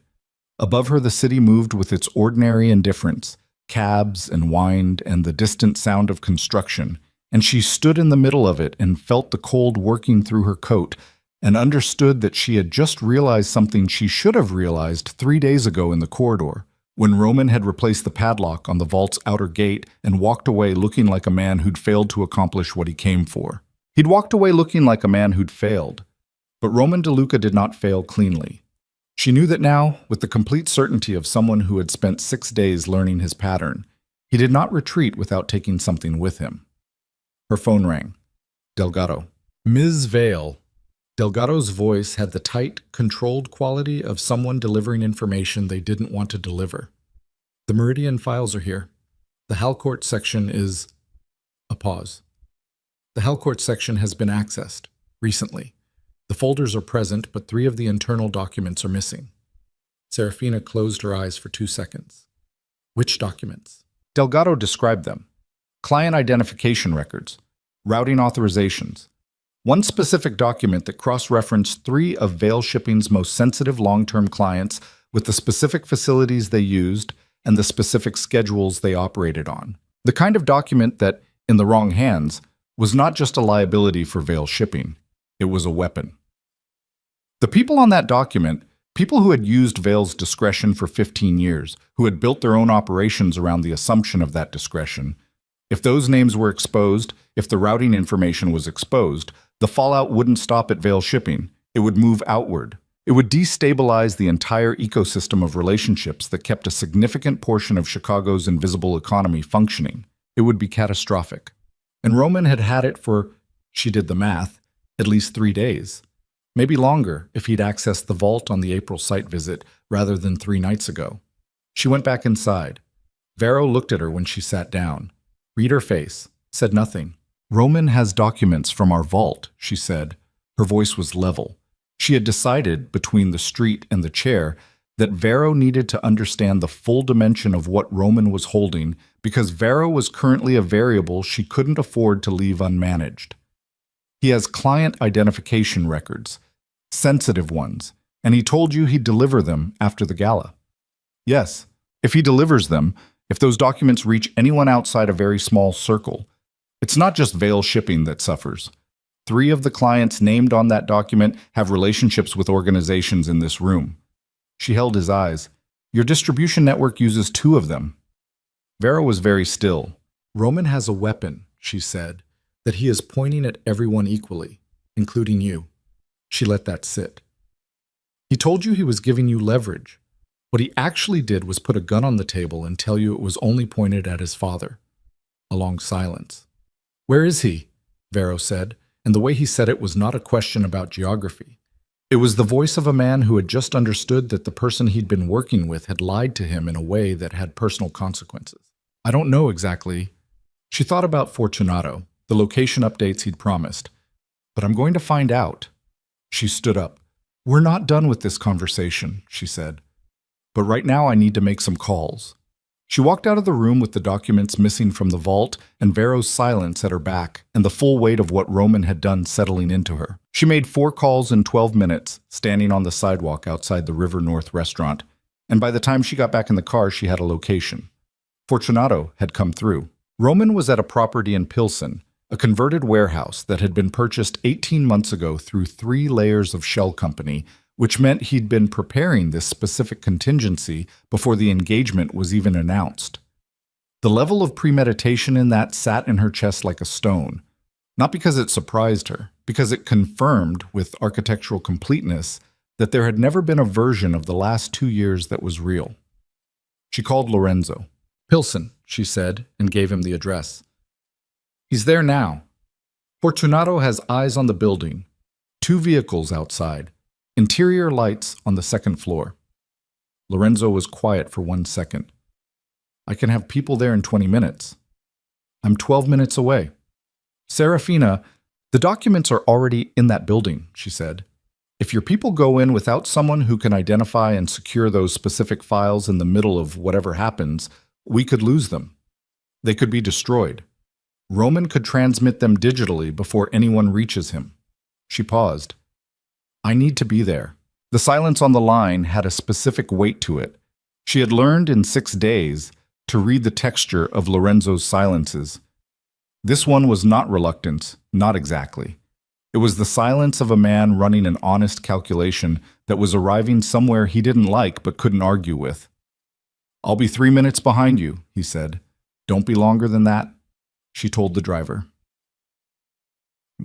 The warehouse sat at the end of a block of similar structures, post-industrial Pilsen, the kind of neighborhood that was half art studios and half the machinery of things that didn't want to be noticed. The building had been renovated on its exterior just enough to avoid attention, and not a centimeter beyond that. Clean walls, no signage, a loading bay door that looked sealed, and a smaller personnel entrance on the south side that Fortunato had confirmed was the active entry point. 2 black vehicles in the adjacent lot. Lights on 2nd floor, north side. Fortunato's contact watching from a parked car on the cross street had confirmed no movement in or out in the last 40 minutes. Roman was inside. She arrived to find Fortunato's contact, a young man she'd never met, who handed her a burner phone and a single index card with a floor sketch drawn in ballpoint pen, and spent 90 seconds memorizing the sketch. 2nd floor, main open space, 2 walled rooms on the north end, a stairwell on the east side. The sketch had 2 marks on it, one labeled him and one labeled 3, which she took to mean the contact wasn't certain how many people were with Roman. 3 against what she had, which was herself and a driver who was capable but not Petrov. She thought about waiting for Lorenzo. She thought about what Roman had done in 3 days of desperation and what he might do in the additional 3 minutes she was proposing to give him. She got out of the car. The personnel entrance was unlocked, which was either carelessness or a trap, and she pushed it open with the flat of her hand and stood in the doorway long enough to confirm the ground floor was empty. Bare concrete, the skeletal infrastructure of the renovation, ambient orange from the streetlights coming through the high windows. The stairs were where the sketch said they were. She went up. The 2nd floor was warmer. Someone had portable heaters running, which told her this space had been occupied for more than 1 night. And as she cleared the stairwell door, she could see the main open space. Folding tables with laptops, a cot against one wall, paper maps and printed documents pinned to a makeshift board. The particular visual grammar of someone who had been running an operation from this location. Roman was at one of the tables with his back to her. He was alone in the main space. The 2 walled rooms on the north end had their doors closed, and from behind one of them she could hear voices. 2 people, low conversation, the sound of someone on a phone. She crossed the space in 9 steps. She picked up the document closest to her right hand as she passed the edge of the table, a manila folder, and she didn't need to open it to confirm what it was because the Veil shipping logo was visible on the tab. Roman heard her. He turned. The 3 seconds that followed had the specific quality of 3 seconds in which two people simultaneously assess a situation that neither of them fully expected. His face ran through surprise, calculation, and something that was almost relief, which told her more than anything else could have, that he was exhausted in a way that had started eating through the calculation, that some part of him was tired of running. Then he saw the folder in her hand. "Don't," he said. "I already have it." He stood up. He was not armed visibly. Both hands came up slightly, not threatening, a reflex. He looked like he hadn't slept in a week. His shirt was the same one she'd seen in the Facility 11 corridor 2 nights ago.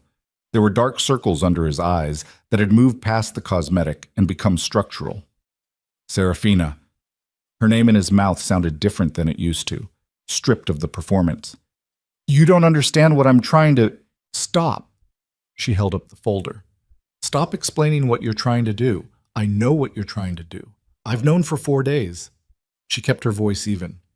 "Where are the other 2 documents, the Meridian cross-reference and the routing authorization?" He looked at her. "Roman, I'm not negotiating with you. I'm telling you that you are at the end of this tonight, and the only question remaining is what the end looks like for you specifically. Where are the other documents?" "They're the only leverage I have left." "They're not leverage. They're a liability." She stepped closer. "You told Varro you'd deliver them. Varro now understands that what you're holding is pointed at him as much as anyone else. He's not on your side anymore. Roman," she said his name directly, looked at him directly. "You are out of allies. Completely." His jaw worked. She watched him absorb it. The confirmation, the final closing of the walls she'd been building around his operation for 4 days. "Where are they?" she said, quieter. He looked at her for a long moment. Then he reached across the table and picked up a second folder and held it out. She took it. She opened it and ran through the contents. The Meridian cross-reference was there, 3 pages, and the routing authorization, 2 pages. She checked them against the description Delgado had given her. Complete. She closed the folder. "Is that everything?" "That's everything from 11. He sat back against the edge of the table. The fight had gone out of his posture. Not collapsed, but settled. The specific deflation of someone who has set down something very heavy. "I had copies made, digital." "Where?" "The laptop." He nodded at the table. "The only copies. I didn't send them anywhere yet." A pause. "I was waiting until I had more—" He stopped, looked at his hands. "I was waiting until I had more than I actually had." She looked at the laptop. She looked at him.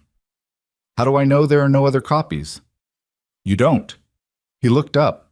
Something in his face was raw, in the way it had been raw in the Facility 11 corridor, the deliberate blankness gone, whatever was underneath it visible. "You'd have to decide whether to believe me." "I'd have to decide that." She set the folders on the table and picked up the laptop and opened it. "Walk me through the deletion. Completely. In front of me." He did it. She watched every step. When it was done, she closed the laptop and stood with it under her arm and looked at him across the table in the orange-lit space of the converted warehouse, the portable heaters running, the maps on the board, the paper architecture of a plan that had dissolved.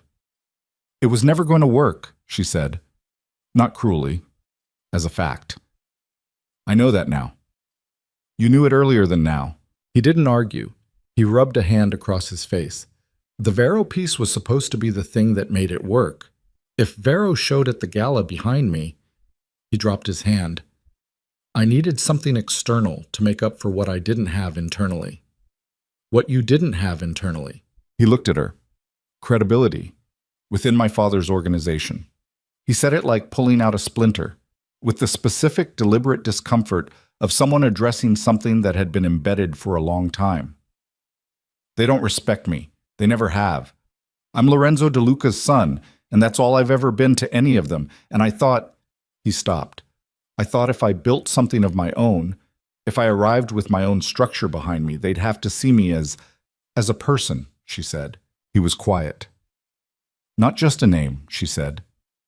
"Yes." She stood with the laptop and the folders and thought about how much she understood that, specifically, and what it had cost him to arrive at this warehouse with a plan built on borrowed resources and other people's documents, and the structural loneliness of someone who had never been valued for anything except what he was connected to. She thought about this and she did not soften, but she understood it. "Your father's people are going to be here in 2 minutes," she said. "The 2 people in that room are going to have a bad night regardless. What happens to you depends on what you do in the next 60 seconds. He looked at the north rooms, looked at her. "I need you to get out of the way of what comes next," she said. "Completely. The gala, the challenge, the Vero arrangement, you walk away from all of it, publicly. And whatever Lorenzo decides to do about the organizational piece, you don't fight it. He'll disinherit me. Yes. Everything I was supposed to, she said. Not yours anymore. It was never yours in the way you thought it was." She held his eyes. "But you can still have a life, Roman. That's not nothing. A lot of people who make the choices you made in the last 8 months don't get to have a life." He sat with that. From outside came the sound of vehicles. More than one. Lorenzo arriving. Roman looked toward the sound and then back at her, and what she saw in his face in that moment was something she hadn't seen there in 2 years of knowing him. Not the performance, not the calculation, not the managed presentation of a man who was always running 3 moves ahead. Just a person.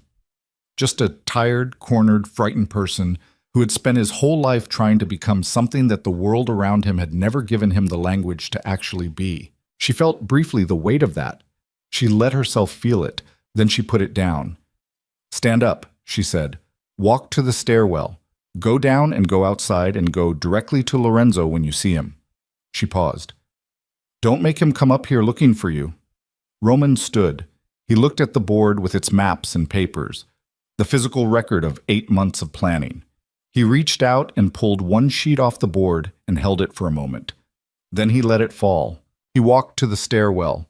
The door to the north room opened at the same moment.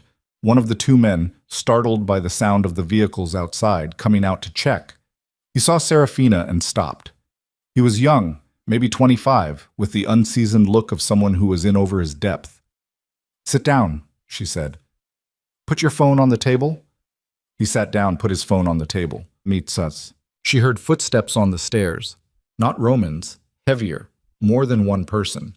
Petrov came through the stairwell door first and read the room in one sweep and nodded at her. Martinez was behind him, then Lorenzo. Lorenzo's eyes went to the empty table where Roman had been sitting, then to her, then to the folders and the laptop in her arms. "He's outside," she said. "He went down voluntarily." Lorenzo looked at her steadily. "The documents. All of them. The digital copies are deleted. I watched him do it." She held out the folders. He took them. "The laptop needs to go to someone who can verify the deletion was complete." "I have someone." He looked at the young man sitting at the table, who had not moved. He looked at the closed north door. "The other one is in there?" "Yes." He gave Petrov a look, and Petrov moved to the north door and opened it and handled the situation in the efficient way that Petrov handled situations. And Serafina turned away from that and looked out the window at the street below, where she could see Roman standing beside one of Lorenzo's vehicles, hands at his sides, talking to one of the security detail. He wasn't running. That meant something. She wasn't sure yet what it meant, but it meant something.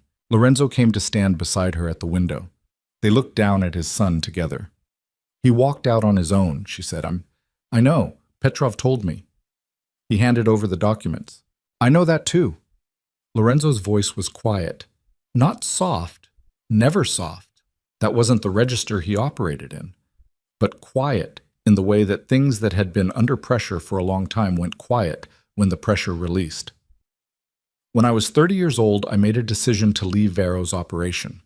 My father thought I was destroying myself. He thought I was..." He paused. "He thought I was throwing away the only security I had for the sake of my own ego." She waited. "He was partly right," Lorenzo said. "The ego piece was real. But so was the other piece, the need to build something that was mine." He watched his son below. "I understood what Roman wanted. I just never made that clear to him. I let him believe that wanting it was the same as being ready for it." He paused. "That's on me." She looked at him. "You can tell me that later," she said. "At length. After the gala. She turned from the window. We still have Varro. Lorenzo straightened. The personal receded. The operational returned, and she watched the transition the way she'd been watching all of his transitions. The compression of the man, the way he moved all of it to somewhere interior and brought forward the version of himself that handled things. Varro knows Roman failed, he said. He'll be recalculating. He's been recalculating since our meeting. I told him about the documents, that they were pointed at him equally. She picked up the laptop. He's not going to back Roman's play at the gala. Not now, but that doesn't mean he's standing down. He'll come to the gala with something else, a different approach. Yes. She thought about the meeting, Varro's face, the 18 years of patient waiting. He's going to come in and present himself as the neutral party, the stabilizing force.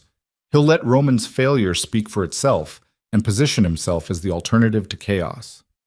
Which could work, Lorenzo said, if the Eastern captains are still in question. Moretti is resolved. Sousa isn't. She looked at him.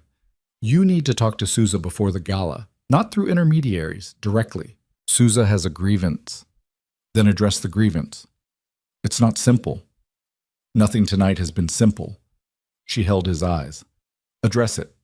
A beat. 2. Then, I'll call him tonight. She nodded. She moved toward the stairwell. He fell into step beside her, and they went down together through the concrete and the orange light, past the ground floor, and out through the personnel entrance into the cold air where Roman was still standing by the vehicle, where Petrov was managing the scene with his usual economy, where the city moved beyond the perimeter of the lot with its absolute indifference. Roman turned when he heard the door. He looked at his father. Lorenzo stopped 4 feet from him. They were silent for a moment.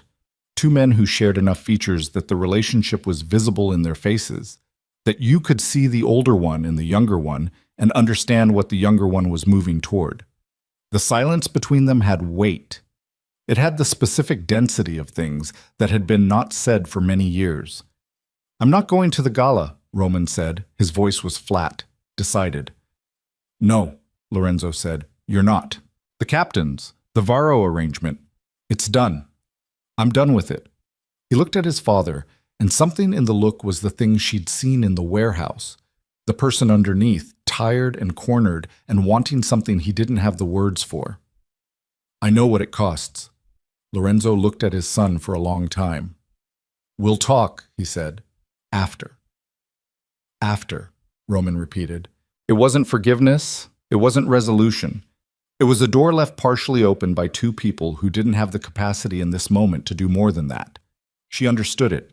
She looked away and gave them the privacy of not being observed. She looked at the street instead, at the city, at the gala that was now 42 hours away, where Varro would arrive without Roman behind him and with something else instead, something she hadn't fully mapped yet, and where she and Lorenzo would need to stand in front of every significant interest in Chicago and make the argument for the new arrangement clearly enough that it held. 42 hours. Her phone buzzed. A message from her father. Sousa took a meeting with Varro's people this afternoon. Already done. She read it twice. She showed it to Lorenzo. He read it. His expression didn't change, but the set of his jaw did, very slightly, in the way she'd come to associate with him receiving information that required immediate adjustment. One captain, he said. One captain aligned with Varro before the gala. She put the phone away. Varro's not coming in as a neutral party. He's coming in with a piece of the organization already. The cold pressed down around them. In the vehicle, Roman was now sitting in the back seat, a dark shape behind the glass. Lorenzo. She turned to face him fully. The gala cannot be a defense. If we go in defending, we lose. Varro has Sousa. He has the positioning. He has 18 years of patience and one night where everything went right for him, even though it looks like it went wrong. She paused. We need to go in taking ground, not holding it. He looked at her. What are you thinking? He said. I'm thinking we don't wait for the gala to make the declaration, she said. I'm thinking we make it public before the gala. Tonight. In a way that forces Varro to respond to our frame instead of arriving with his own. What kind of declaration? She thought about the restaurant, the table, the handshake, the things she'd said in the facility manager's office. If we go together, it means what it means. The kind that puts every family in this city on notice about what the new structure looks like, she said. before Varro has the chance to present an alternative version. Lorenzo was very still. Around them, the city breathed its cold, indifferent breath, and the vehicle with his son in it sat waiting, and Petrov and Martinez moved with quiet efficiency on the edges of the lot, and the 42 hours between this moment and the gala compressed into something that felt much shorter than that, much more immediate, the distance between now and the last move of a very long game. "If we do this tonight," he said, "it's permanent, no walking it back." "I know. Everything that comes after, I know what comes after." She held his eyes in the cold and the orange light. "I told you 6 days ago that I don't trust anyone. That's still true." She paused. "But I trust the calculation. And the calculation says tonight." He looked at her for a long 3 seconds. Then he reached into his coat pocket and took out his phone and made a call. She listened to him speak, not to her, to someone on the other end, the person who handled communications for his organization, the person who could put a message into the right channels before midnight. And she stood in the cold outside a Pilsen warehouse with stolen documents in her hands, and the gala 42 hours away, and Varro somewhere in the city recalculating and Souza already gone, and she felt the weight of the moment. The way you felt the weight of something you'd been building toward without knowing it, the specific gravity of an arrival. Lorenzo finished the call. He looked at her. "It's done," he said. "By midnight, everyone who matters in this city will know." She nodded. She thought about the atelier, the mirrors, the woman in the ivory dress who had believed for 40 minutes that the right dress was enough. She looked at the city beyond the perimeter of the lot, the lights, the grid, the invisible architecture of everything that ran beneath the visible surface, and she understood that she was not that woman anymore. Not because the dress had been wrong, not because she had changed into something smaller, because she had walked through 6 days that would have broken someone who was only as strong as the people around them thought she was, and she had not broken. And standing here now in the cold with the folders and the laptop and the full picture of what the next 42 hours required, she was something that the atelier mirror could never have shown her. She was the person who was going to walk into the Winter Syndicate Gala and make Varro's 18 years of patience mean. The announcement went out at 11:47 at night. Not a press release. Not a public statement. In their world, things like this moved through different channels. A phone call to the right person, who called 2 others, who each called 3 more. The way information had always traveled in the invisible city, faster than print and more durable than rumor, because it came attached to names and relationships and the specific credibility of people who had no reason to lie about something this significant. By midnight, as Lorenzo had promised, everyone who mattered knew. Lorenzo De Luca and Serafina Vale were entering a formal alliance. Not a business arrangement, not a negotiation, a partnership, in the full weight of what that word meant in their world. Consolidated interests, unified decision-making, shared exposure. The kind of alignment that didn't happen twice in a generation, and that, when it did happen, reorganized the architecture of everything around it. Serafina sat in her apartment on the Gold Coast at 12:30 in the morning and watched her phone fill with messages she didn't answer. Her father had called twice. She'd let both go to voicemail, not because she was avoiding him, but because she needed 30 minutes in which she was not required to be useful to anyone.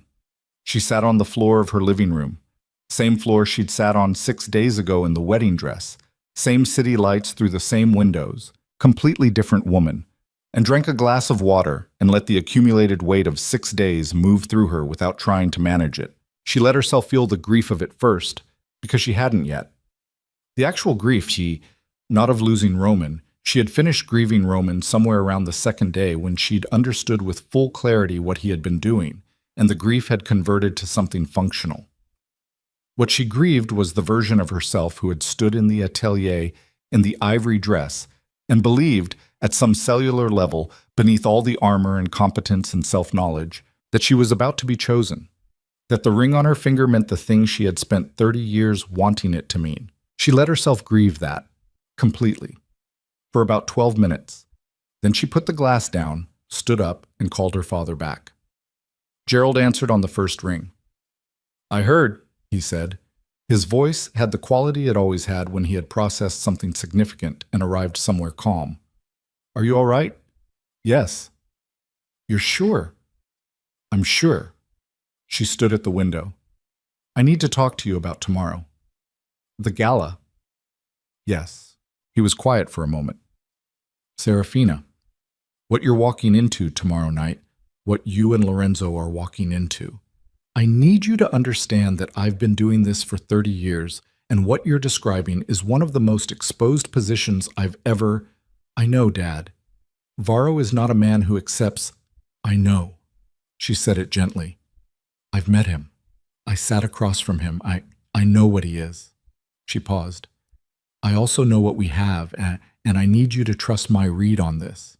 A long silence. She heard him breathe, heard the particular quality of a father who had spent a lifetime believing his primary job was to protect his child, adjusting, in real time, to the understanding that his child had grown into someone who didn't need protection so much as support. What do you need from me? He said. Come to the gala. Be there. Not as backup, just be there. She paused. And when it's done, I want to sit down with you and talk about the future of Veil shipping, the real future. Because what I've been doing for the last 6 days is the kind of thing I should have been doing for years. And after tomorrow, I think there's a conversation to have about structure and role and yes, he said, simply. She blinked. I haven't finished describing what I want. I know what you want, he said. I've known for a while. I was waiting for you to say it directly. A pause. And in the pause, she heard something she hadn't heard from her father in a long time. The softness underneath the formidable exterior. The thing he kept compressed the same way Lorenzo kept everything compressed. The love that men of their world expressed through action and presence, and never through the actual words because the words felt too exposed. Come home safe tomorrow. Yes, she said. She ended the call and stood at the window for another minute. Then she went to bed. The Winter Syndicate Gala was held, as it had been for 23 years, in the grand ballroom of a historic hotel in the Loop, a building that had hosted presidents and criminals and the full spectrum of human enterprise in between, that had absorbed every kind of significant occasion into its marble and gilt and dark wood with perfect democratic indifference. The ballroom held 400 people when set for a gala dinner, and that night it held 312, every seat occupied by someone who was either significant in themselves or connected to someone who was, every table a microcosm of the city's invisible geography. Serafina arrived with Lorenzo at 7:45. She had spent 2 hours getting ready and had not, for the first time in her adult life preparing for a significant public event, spent any of those 2 hours in a negotiation with her own reflection. She had chosen the dress, black, structured at the shoulder, a silhouette that moved with her body rather than containing it, that took the things about her that she had spent years being told were problems and treated them as what they actually were, which was architecture. And she had put it on and looked at herself once, and that had been enough. She knew what she was. She knew what she was walking into. Lorenzo met her at the car. He looked at her the way he always looked at her, with the complete attention of someone who saw clearly and said nothing except what was accurate. He didn't comment on the dress or the way she looked. He offered his arm. She took it. They walked in together. The ballroom doors were open. The sound of 300 people in formal wear, the accumulated noise of money and power at rest, glasses and conversation, and the orchestra playing at a volume that supported talk without impeding it, came out to meet them. And then, as they crossed the threshold, something happened that she had not quite expected, even though she had anticipated it logically. The noise diminished, not all at once. It moved through the room in a wave, conversation dropping table by table as people turned and saw, the way sound traveled in a stone space when something significant entered it. Within 30 seconds, the orchestra was the loudest thing in the room, 312 people looking at them. She felt the weight of it across her shoulders and didn't let it show. She kept her chin level and her hand steady on Lorenzo's arm and looked across the room with the particular quality of attention that her father had modeled for her from childhood. The gaze that acknowledged a room without performing for it, that said, I see you without saying I need you. Lorenzo inclined his head slightly at someone near the door, a small, directed acknowledgement. The room began to breathe again. Conversation resumed lower than before, the specific undercurrent of 300 people processing something that had just changed their understanding of the evening they were attending. She scanned the room. She found Varro in 40 seconds. He was at a table near the east wall, and he had seen them come in, and what was on his face across the distance of the ballroom was the expression she had been anticipating.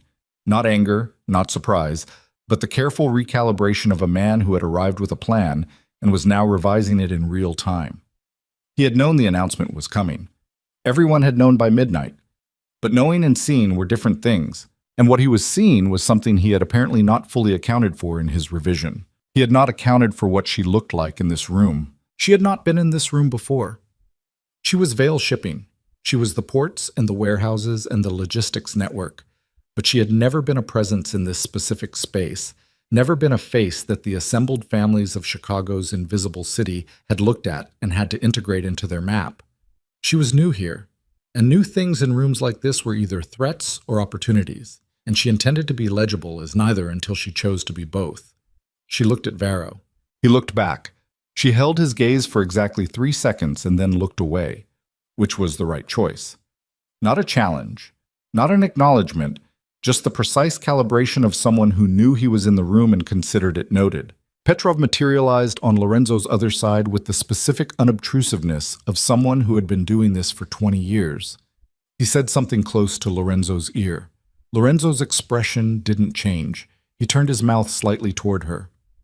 Souza is here. Southwest table. She found Souza. He was a compact man in his late 50s with a face built for watchfulness, and he was watching them with an expression that told her he had not yet committed to this evening in any direction. He was waiting. She had expected that. A man who had defected in the afternoon was not the same as a man who had committed to the defection. He was a man running a calculation, and calculations could still be interrupted. I need to speak with Souza before the dinner portion, she said to Lorenzo.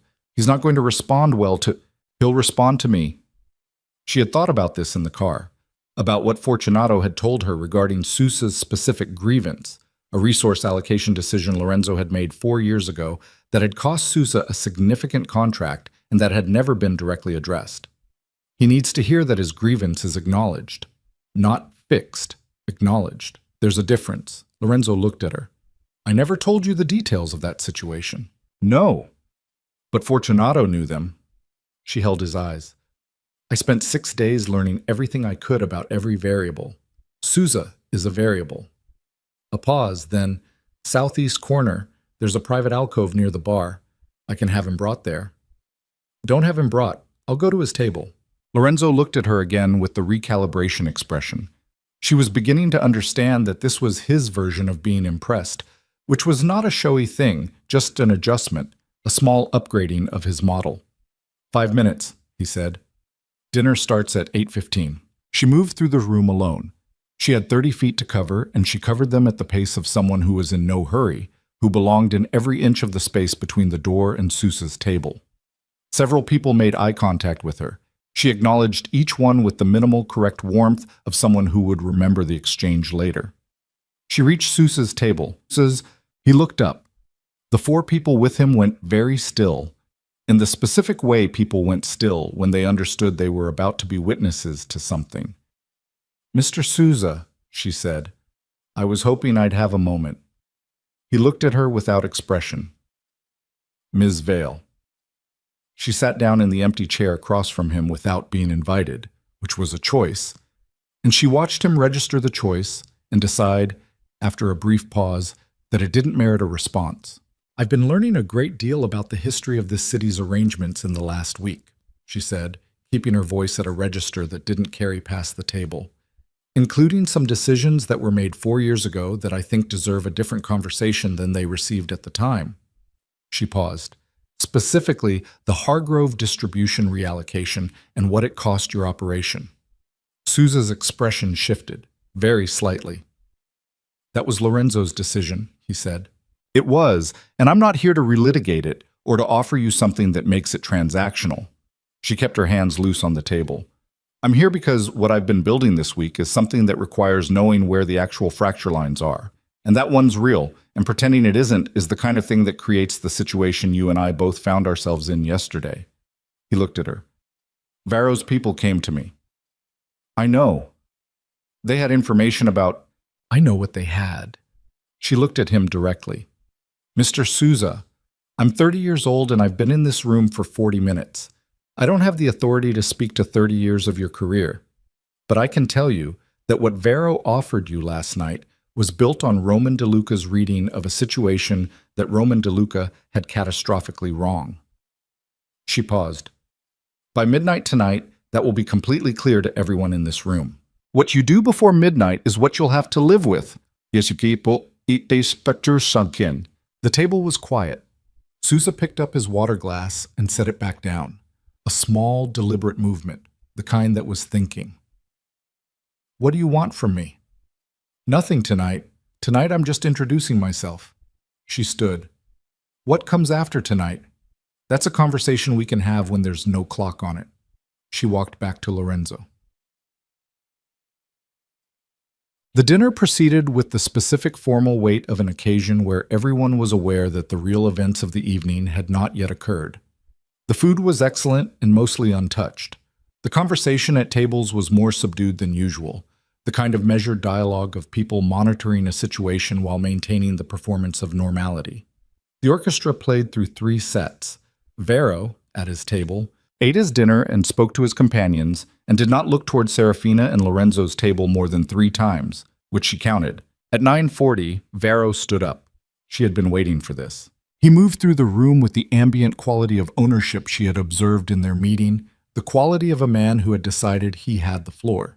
He was moving toward the area near the head table where the evening's few formal remarks traditionally took place, where Lorenzo had stood for 12 of the last 23 years to say a few words about the organization's support for the gala's charitable recipients, a tradition that had become, over time, the moment everyone understood as the one that mattered. Lorenzo had told her in the car that he intended to address the room tonight. She had told him what she thought he should say. He had listened in the way he always listened, completely, without interruption, and without confirming or denying until he had finished processing. In the car, he had not confirmed or denied. Vero reached the front of the room. He didn't take the microphone from the stand. He was too smart for that kind of overt seizure. He simply positioned himself near it in the way that suggested invitation rather than appropriation, and the room oriented toward him with the attention of 300 people who had been waiting for exactly this moment. "I want to say a few words," Vero said. His voice carried without the microphone. 61 years of rooms like this.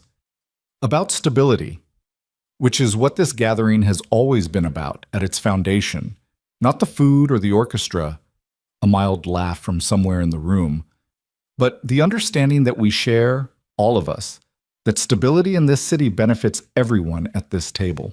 He was good. She had known he would be good. He moved through the opening of his remarks with the ease of a man who had been preparing this specific speech for 18 years and knew every word of it.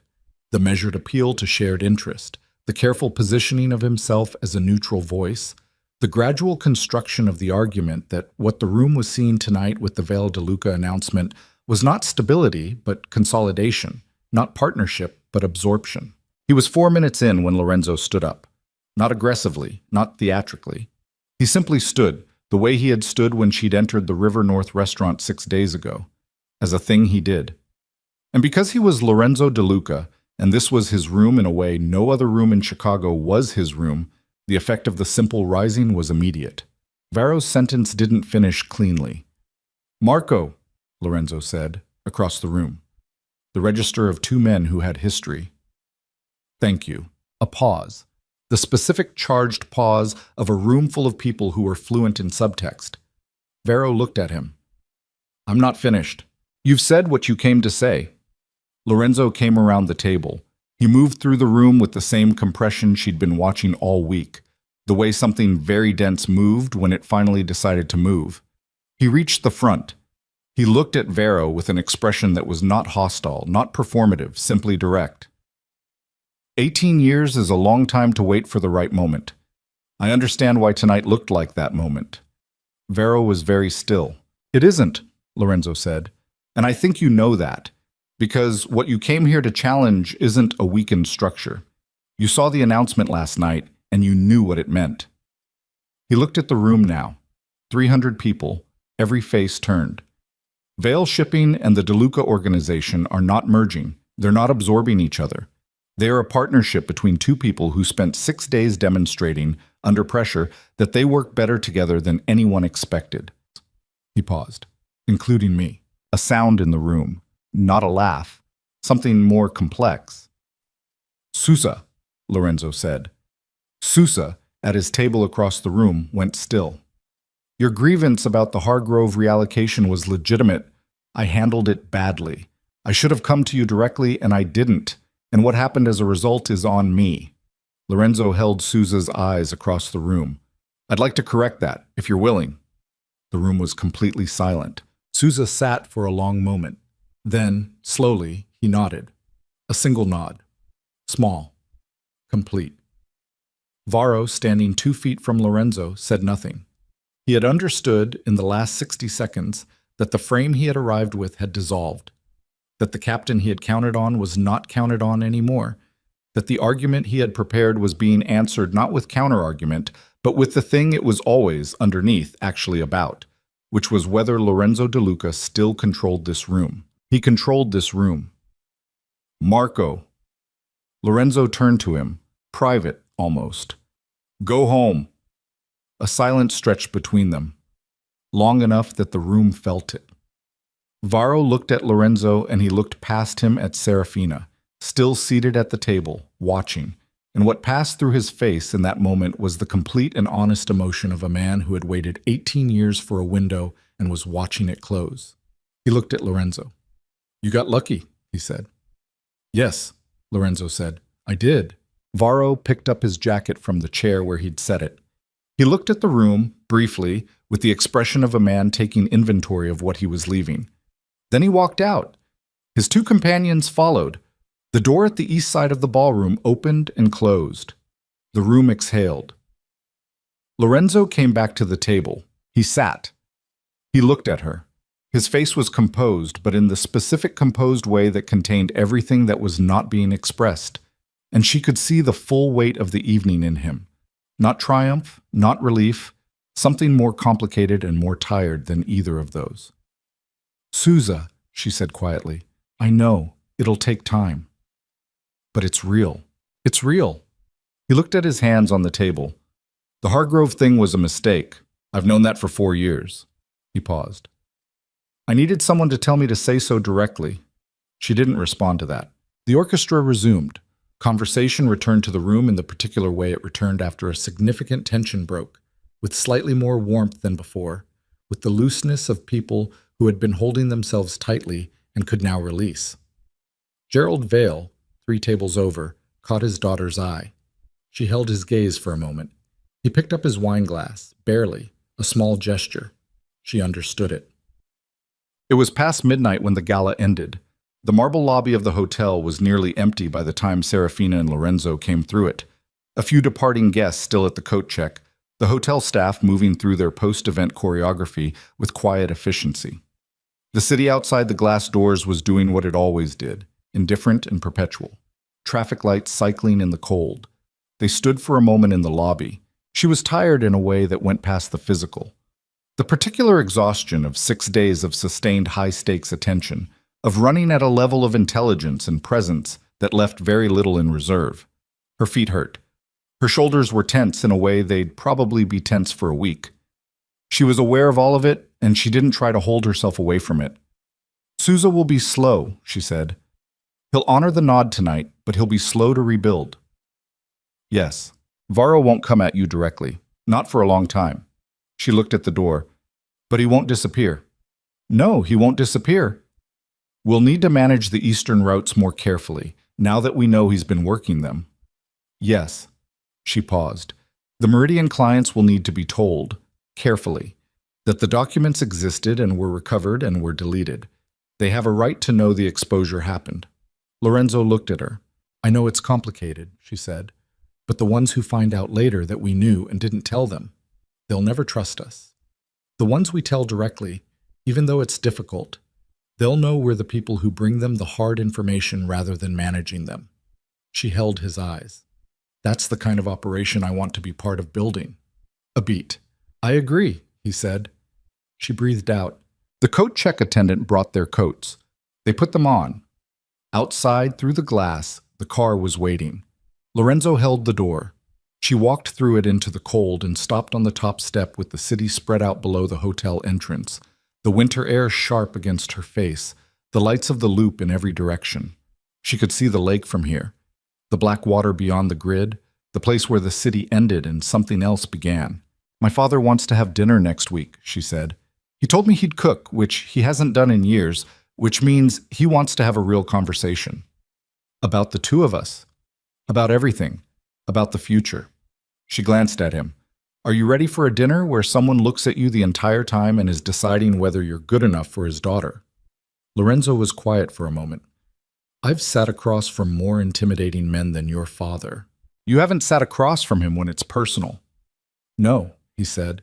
"That's true." She almost smiled. She felt the shape of it without quite letting it happen.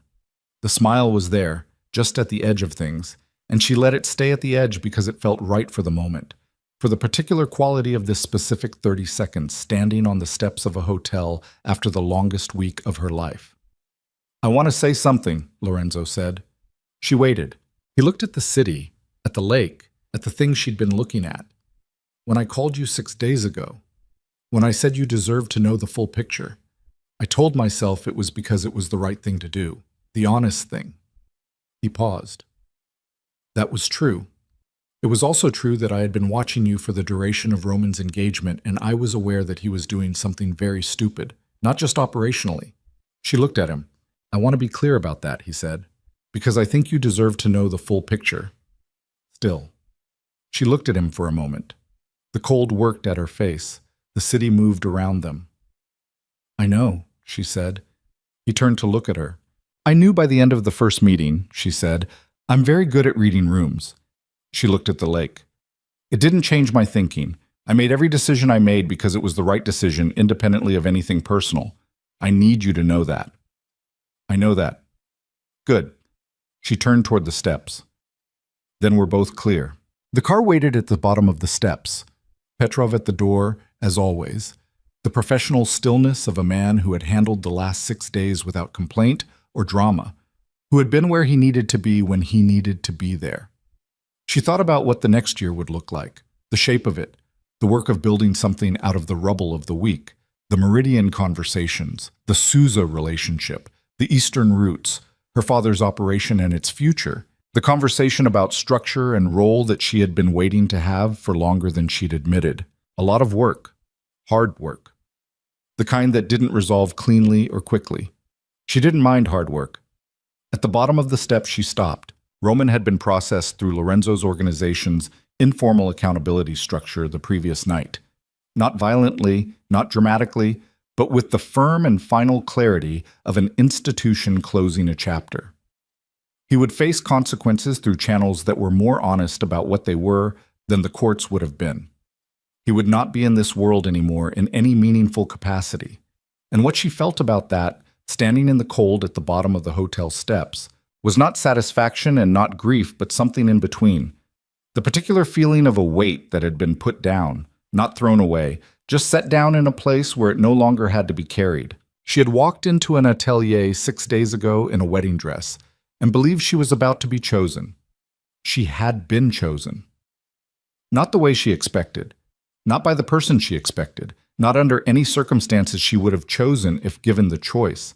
But she understood now, with the bone-deep certainty that only arrived after you had tested something under real conditions, that being chosen was not the point. It had never been the point. The point was what she had demonstrated to herself in 6 days of sustained pressure, what she was when the support structures were gone and the plan had collapsed, and the only thing between her and the worst outcomes was her own intelligence and nerve and willingness to keep moving forward through things that would have stopped someone with less reason to keep going. She knew what she was. Lorenzo came down the steps beside her. She looked at him. He looked at her. In the cold light outside the hotel, in the ordinary middle of a Chicago midnight, two people who had navigated something genuinely difficult stood and looked at each other with the clear-eyed recognition of people who had earned their understanding of one another. "Next week," she said. "Next week," he said. She got in the car. The city moved past the windows on the way home. The familiar grid, the lights, the lake appearing and disappearing between buildings. She leaned her head back against the seat and let herself be tired and let the tiredness be okay, and looked out at Chicago going past. This city that had two faces and always had, the visible and the invisible, the surface and the structure. She had spent 30 years learning to navigate between them. She was only beginning to understand how far that navigation could take her. The car moved through the streets of the city she had grown up in, and the city she was helping to run, and the city that would look different in 6 months, and different again in a year. And Serafina Vale sat in the back seat with her eyes open and her mind quiet, and her hands still in her lap. Not a woman who had been saved, not a woman who had been chosen, but a woman who had walked through 6 days that revealed exactly what she was made of, and had arrived on the other side knowing, with the kind of certainty that couldn't be argued with or taken away, that she was made of the right things. The city lights moved through the glass. She watched them go.